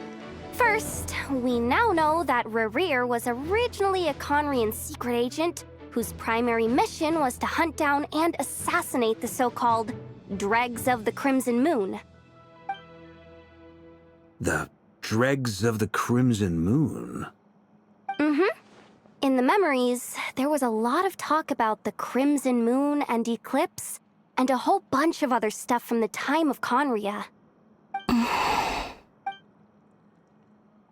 To my knowledge, those were the names of two different Conrian dynasties.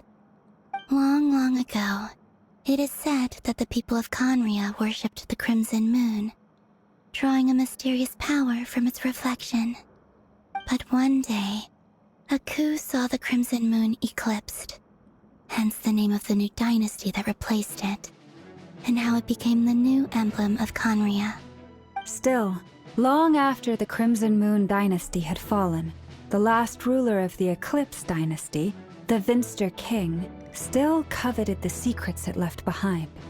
So, he sent the Rehir of Solnari to secretly hunt down the Crimson Moon's few remaining followers. In those days, Rerir showed no signs of madness. In fact, he was as normal as any other person. Oh, and he had a fiancé, or at least a would-be fiancé, called Tholindis. What's the matter?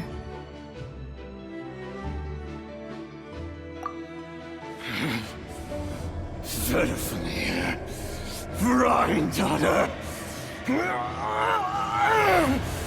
Tholindis.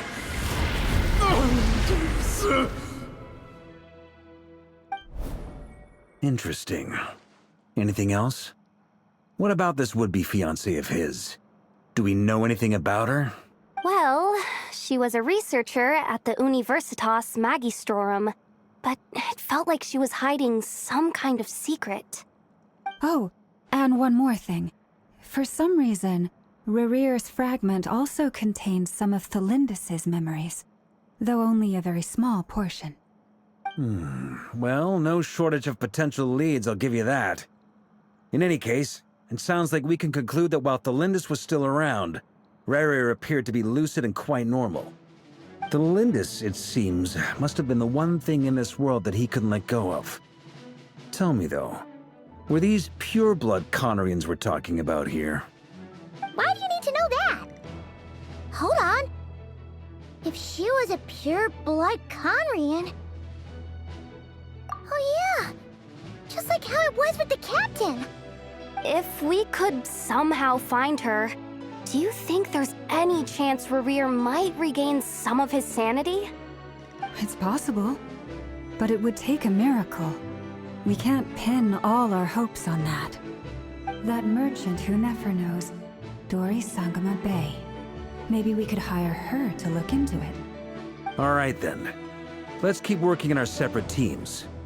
Traveler, Paimon, Kutar, and Miss Arlecchino will go look for the iridescent moon's marrow. As for the others... On the way over here, I noticed that the Wild Hunt monsters had grown even more frenzied in their search for Kutar. At this rate, the people living here will be in grave danger too. So I'm thinking of gathering together some of our followers to go wipe them out. I'll head back to the curatorium and meet up with the boss. Feels good knowing we've all got something to be getting on with.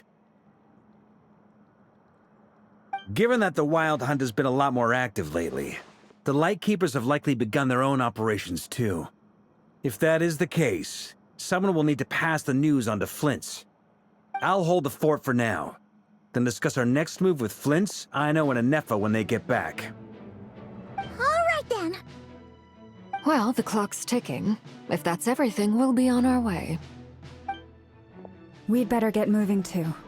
We'll try to buy you as much time as we can. Relax. Just do your thing. I decided to call in some backup since things are getting so hairy. Our reinforcements should be here any minute now. Stay safe, everyone. Dismissed.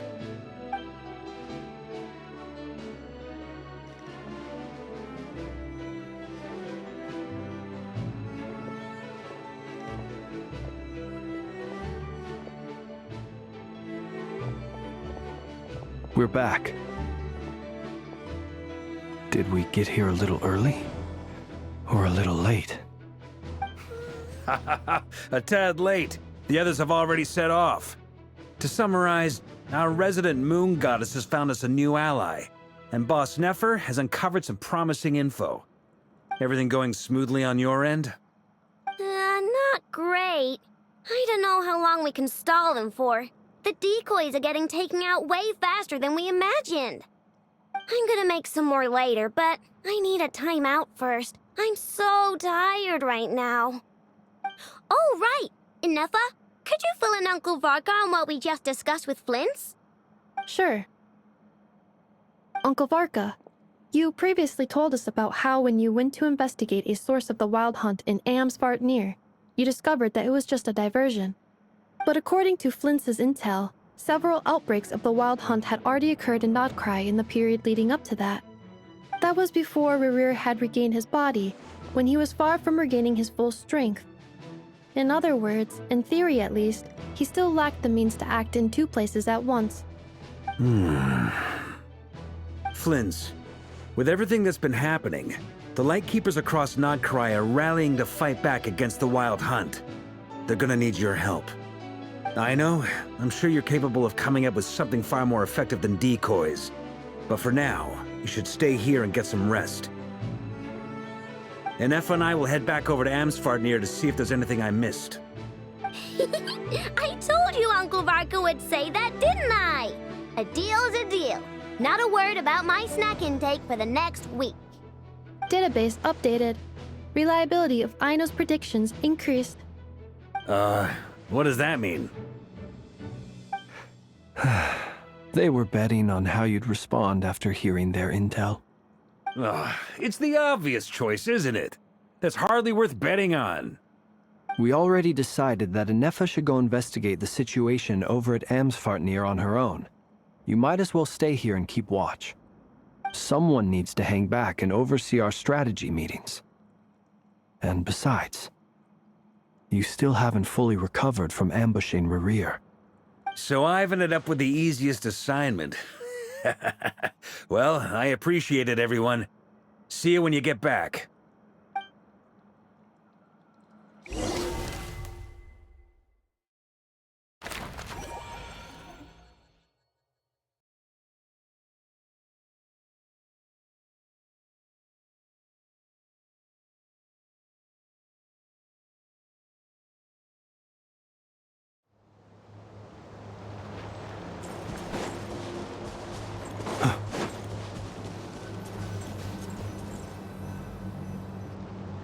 Here, this will serve as a good spot to cross over.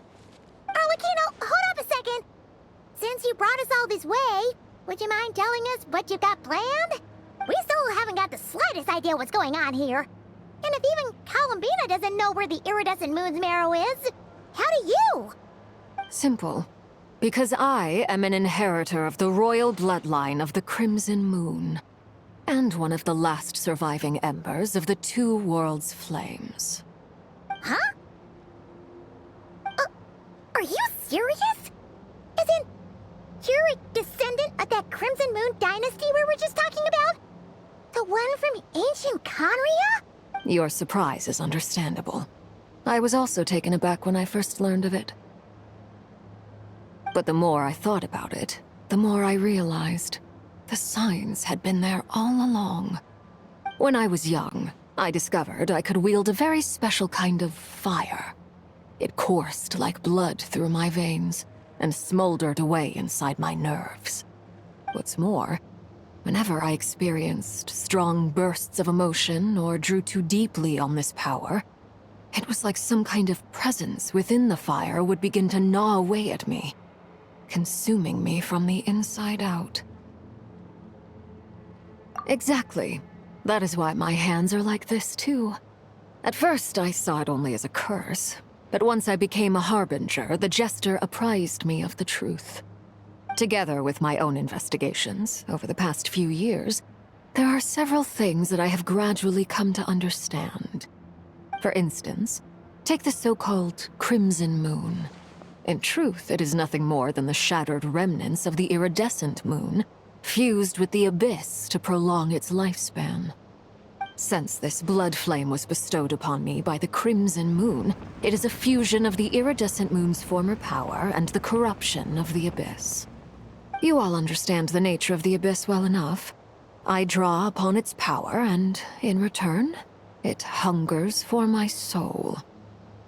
This strange blackness is the mark of corruption it has left behind.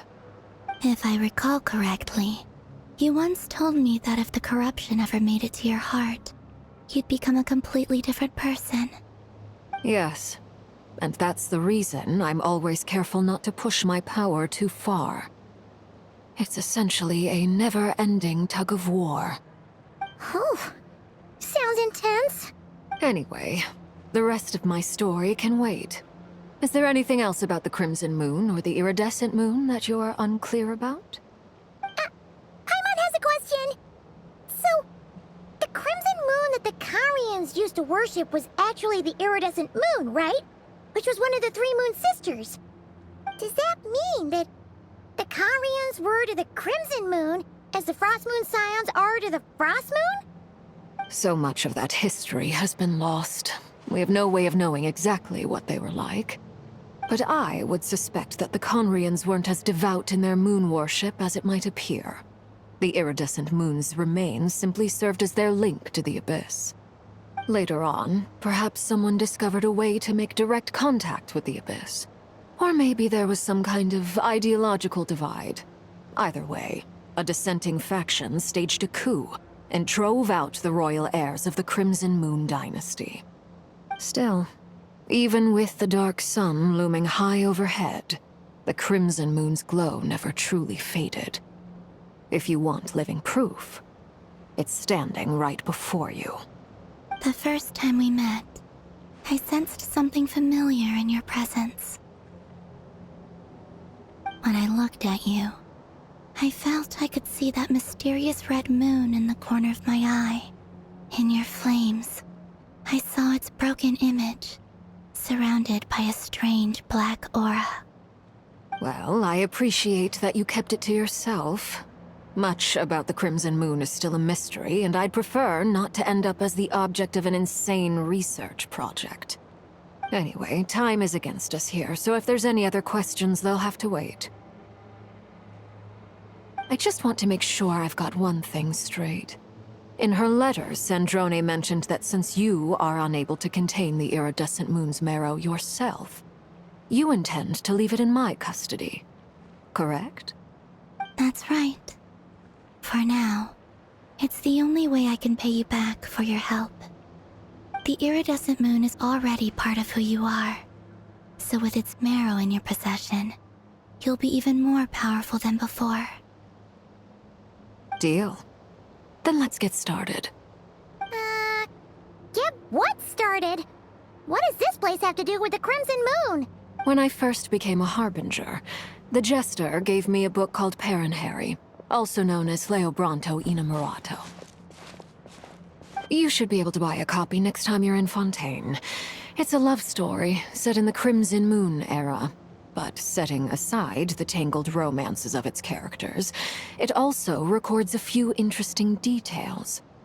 In the Crimson Moon era, or so the story goes, there was an orphanage that received children from beyond the bounds of this world, and subjected them to a peculiar induction ceremony. Beyond the bounds of this world? For real? And what kind of induction ceremony? The Crimson Moon sages looked beyond this world for beings with powers that surpassed the gods.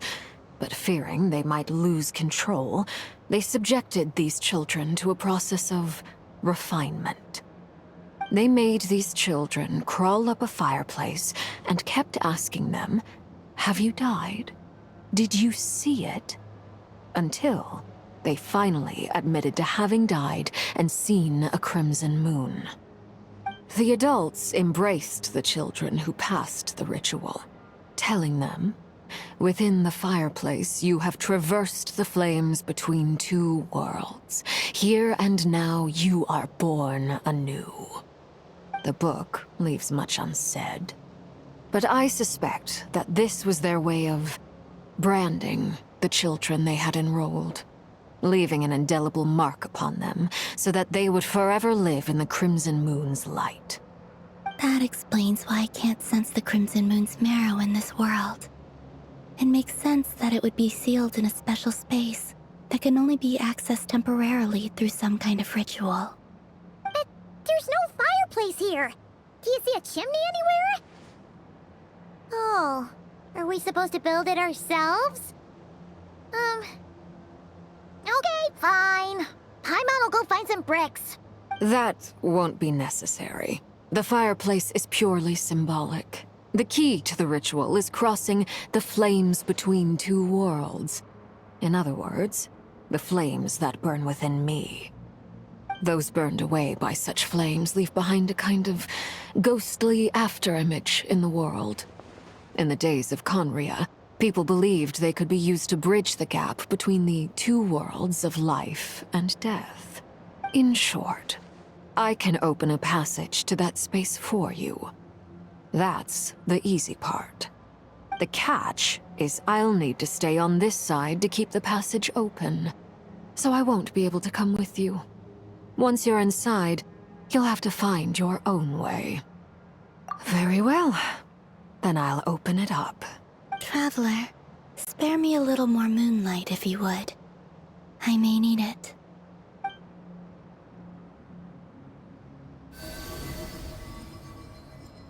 Thank you.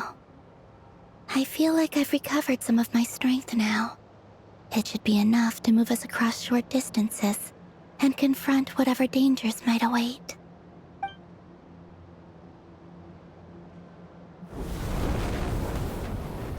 Mistress of the 7 hues of ages past, Great Mother of the present, Crimson-clad Sovereign of the 2 realms.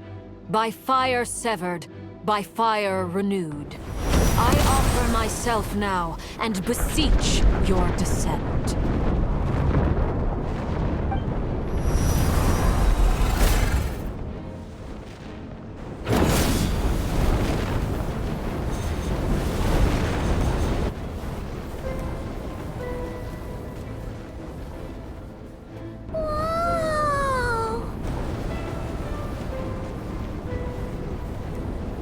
One word of advice. As you're crossing over, no matter what voices you hear, do not answer. Got it!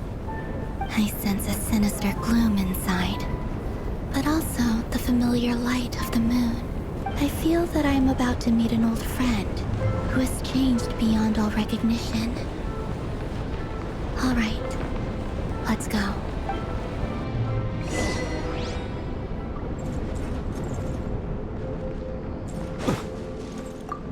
Seismic changes often begin with small windows of opportunity. This could be your window.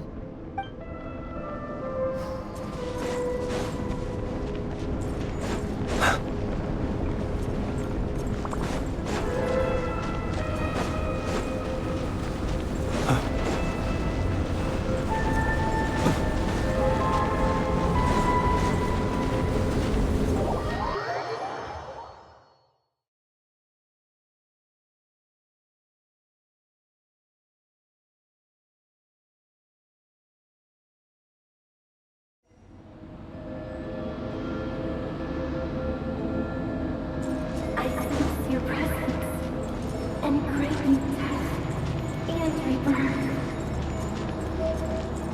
Wait, why are you? You have crossed over from another world, transcended fate itself. I have no right to.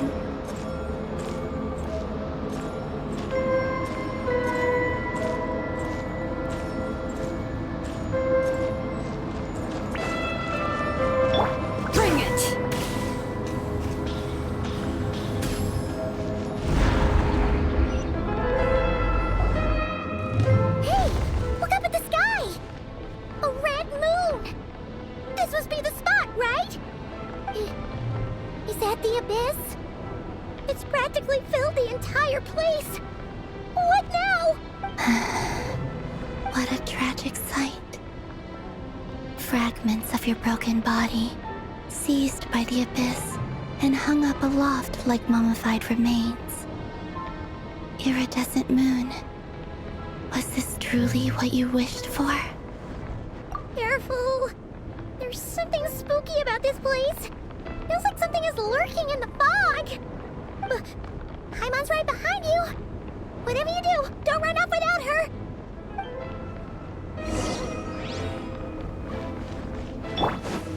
By the way, Columbina, didn't you tell us that the iridescent moon had shattered into pieces? The moon up there looks pretty whole to Paimon. How is that possible?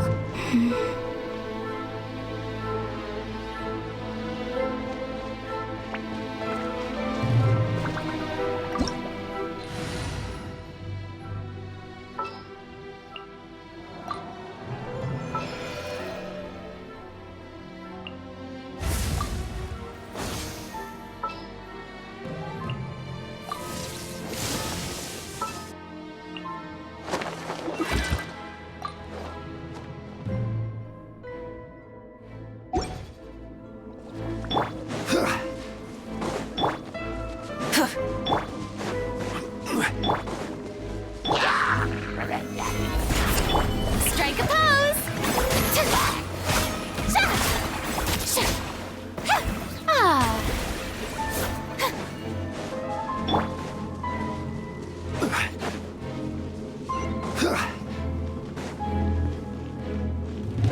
Just like I thought.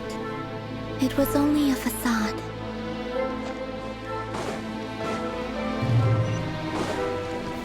Stabilize! Shine down! Yoo-hoo!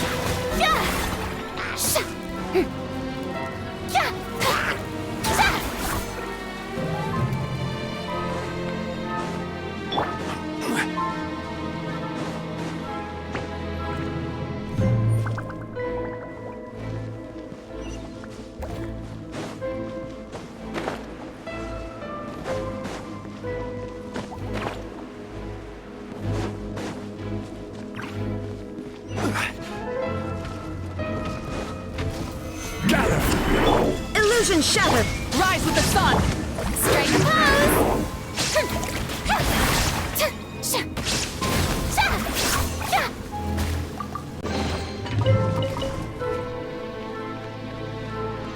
Full throttle! Rev the engines!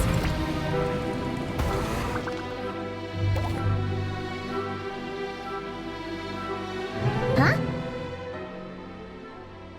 Huh? For real? That's way too high! There's no way we'll be able to reach it! No. I'm not sensing anything up there. It's coming from under the mountain. Let's see... Ah! There's some kind of weird shadow over the water! Wait, see that? Looks like a mechanism of some sort. Let's check it out!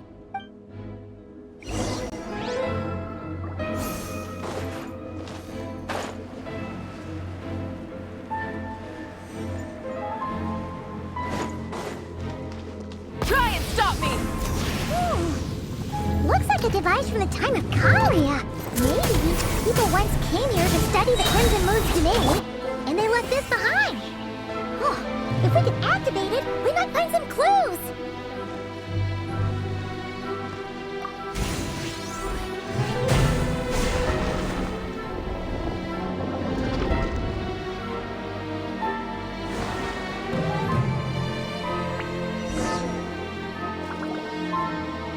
Hey, look at that! Now that the mechanism's running, the shadow in the water looks different.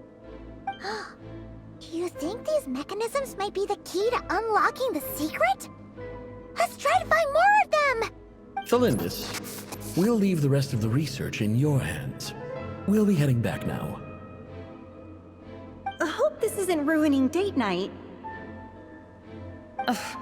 Mind your own business. Just leave me some snacks on the table. Felindis? Is that Rear's girlfriend? How come we're hearing her voice here? Oh yeah. So, do you think she was studying this strange space all along? The Abyss has made this space extremely unstable. Maybe that's why some of the things she said and did were preserved here. Like echoes. Or after images. Whenever I see this view, it takes me back to a poem from my childhood. Waning moon, oh lifeless damsel, weeping on the mountain crest. Mourning still in wistful tone, her fragile soul now laid to rest. For me, of all people, to be here investigating the mysteries of the Crimson Moon space. Is it a coincidence? Or something more?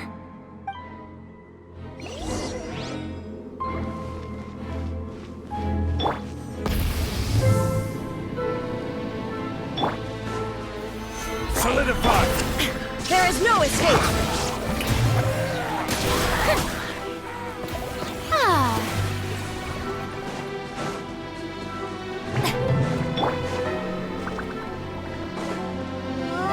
Looks like the Abyss has messed up this mechanism. We need to find a way to get it working again. Let's see if there are any other devices nearby. Gather! Yeah! Burn it down!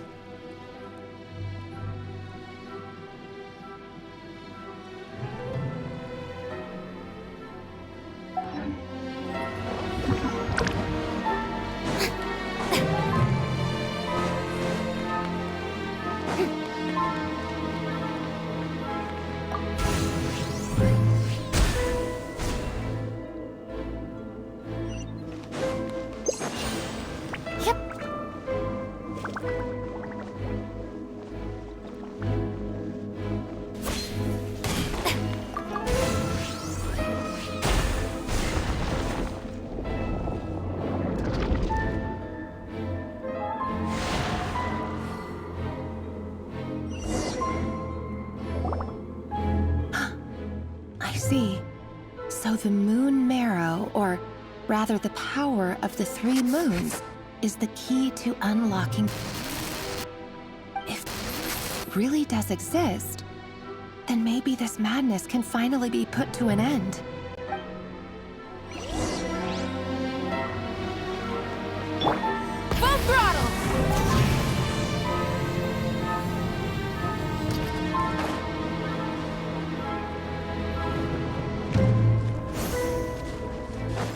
Take cover behind the rocks!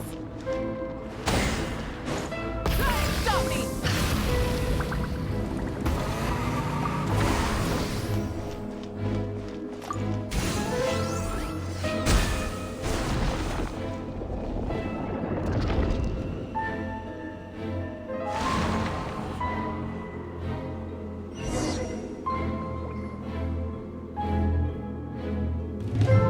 With the Abyss inhibitors in place, I should be able to access the chamber with the moon marrow. Oh, Rerir, with every step you take, you're drifting further from what you truly desire. But you're not the root of the problem. Ever since that outsider set foot in Conria, the Vinster King has sunken deeper into madness. If only I could get my hands on that outsider.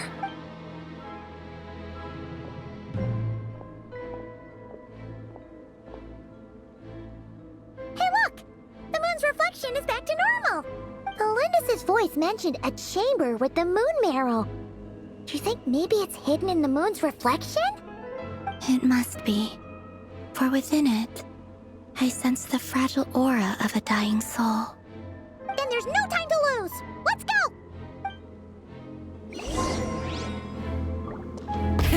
Rev the end!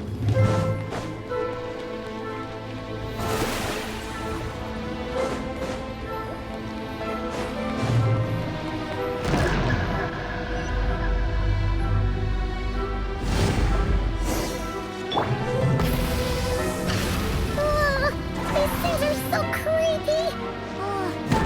Looks like we'll have to destroy them if we want to get to the iridescent moon's marrow!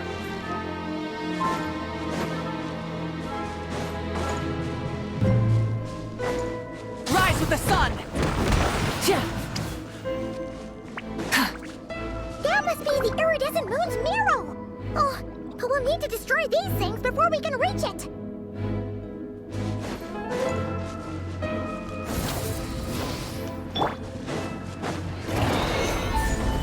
Illusion shattered! Let my name echo in song! Wrath from the sky! Try and stop me!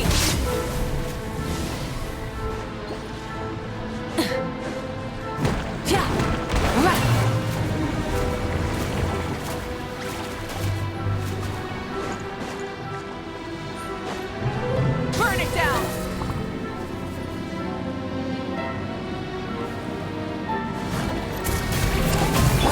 Shower me with praise!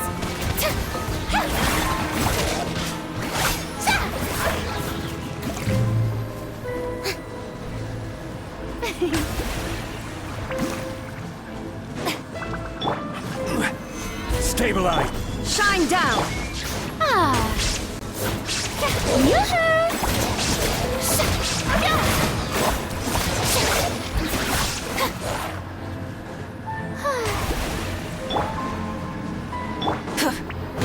Hang in there!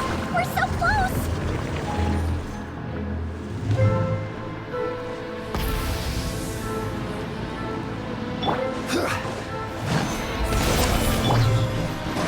There is no escape! May I present? Time to shine!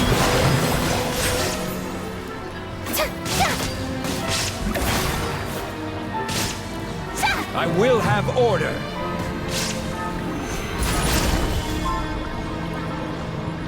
Illusion shattered!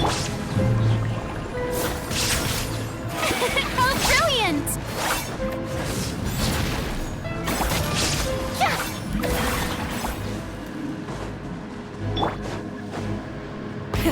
Rev the engines!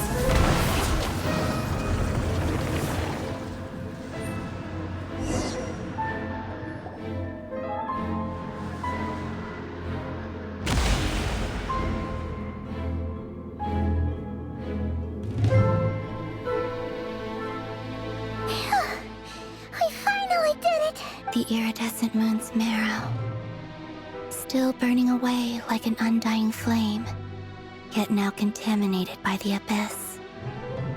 It has taken on a new form entirely. If we can purify the abyssal power within, we should be able to obtain its untainted essence.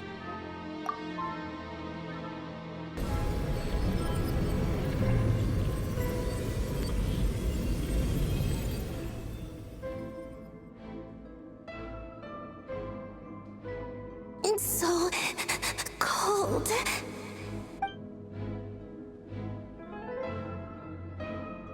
Is it you? Are you here? Huh? Are you talking to us? At long last, I can see you once more. Our fates have crossed, and I am finally free. I'm sorry, I lied to you. Even knowing what was to come, I still couldn't let go of the fear in my heart as death drew near. The moment the moon shattered, my body began to split apart piece by piece. Like I was being cut into pieces by 1,000 blunt blades. My thoughts scattered as the cold crept in, but I could not bear to fade away like that. Tell me, what was it that brought you to us all that time ago? If only I had possessed your courage, then I might have been spared this torment more painful than death. You look so puzzled. That's how I felt too when I first saw you. But trust me when I say that everything happens for a reason. Farewell, Hypo.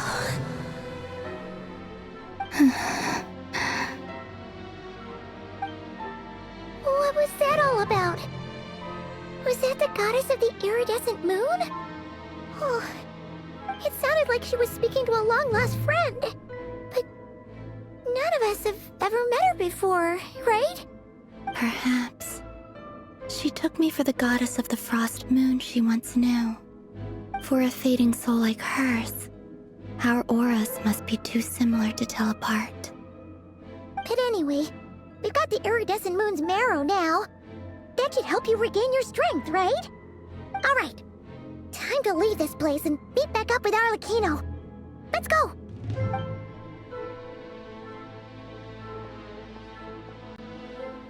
That's odd. This place looks different than when we came in. Waning moon, oh lifeless damsel. Oh.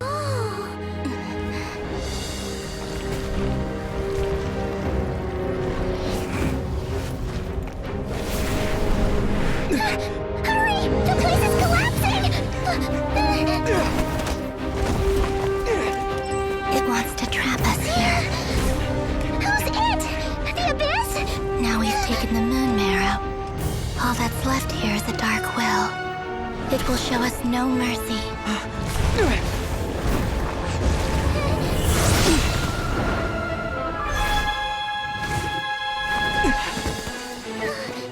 Give it back! The crimson moons! My marrow! My heart!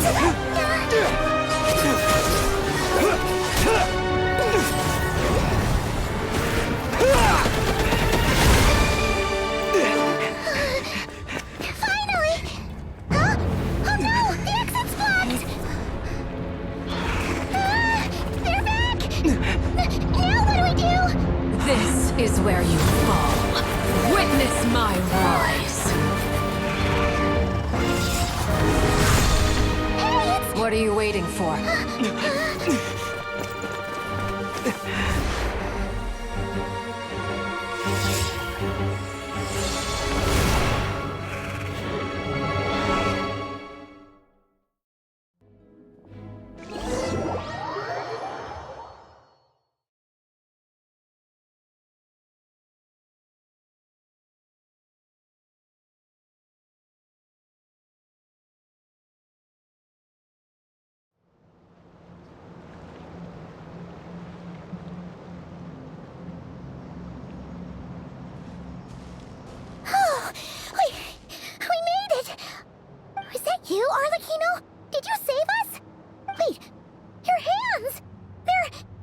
Oh, this? Don't worry. It's a small price to pay. The Abyss wanted to trap you inside, and I defied its will by bringing you out. No wonder it's a little angry. No. I have paid the price, albeit a small one, and it cannot be undone. My hands have already fused with the Abyss. Purification would simply destroy whatever's left of them. But surely... Oh, we're so sorry, Arlecchino. Paimon can't believe you'd make a sacrifice like this for us. As much as I'd like to call it a favor, the truth is I was simply holding up my end of the deal. Well, Columbina. Yes, you did your part. And as promised, I will leave the iridescent moon's marrow in your care. From this day forth, may the two worlds' flames burn ever more brightly.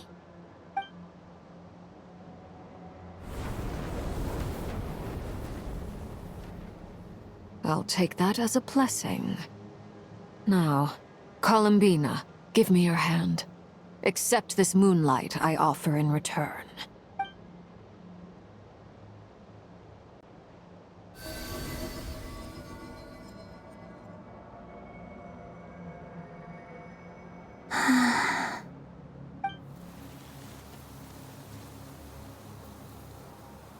Feeling stronger? Hey,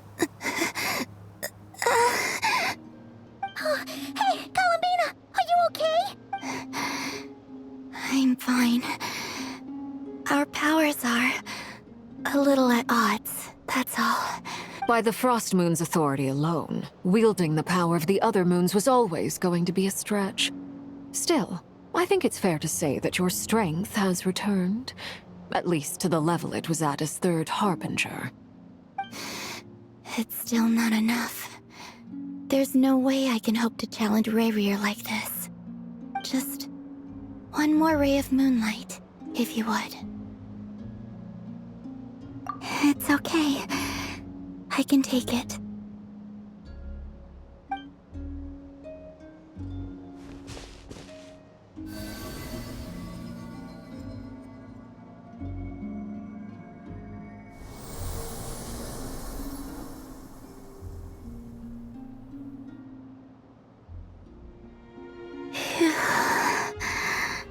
How about now? Fighting fit?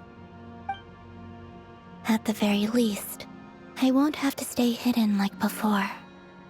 I want to see him gone from Not Cry. The Rayheer of Solnari and his wild hunt must be sent back where they belong. Well, it's good to have something to aim for. You certainly seem more alive now than you did earlier. When I first met you, you didn't strike me as a ray of moonlight. More like a wisp of fog drifting in from who knows where, ready to scatter at the first sign of a breeze. But now, you're full of vitality, just like the Frost Moon, once the brightest of them all. May you keep shining, Columbina. This is who you are. Thank you. Look after yourself too, Arlecchino. I know you have plans of your own, and that's why you're always seeking to grow stronger. But whatever you're after, don't let the Abyss take a hold of you. I do not wish to see you go down the same path as Rayrier. I appreciate the concern, Columbina.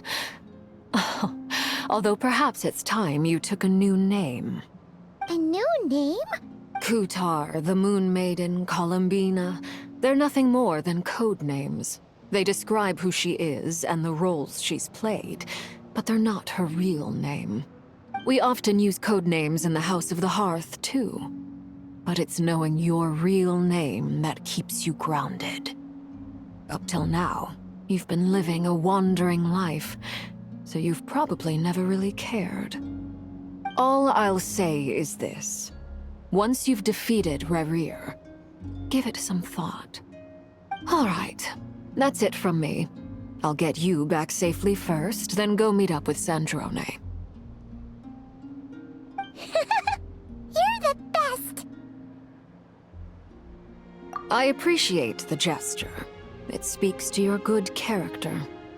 Anyway, Let's get going. There are more urgent things to do right now than trade compliments.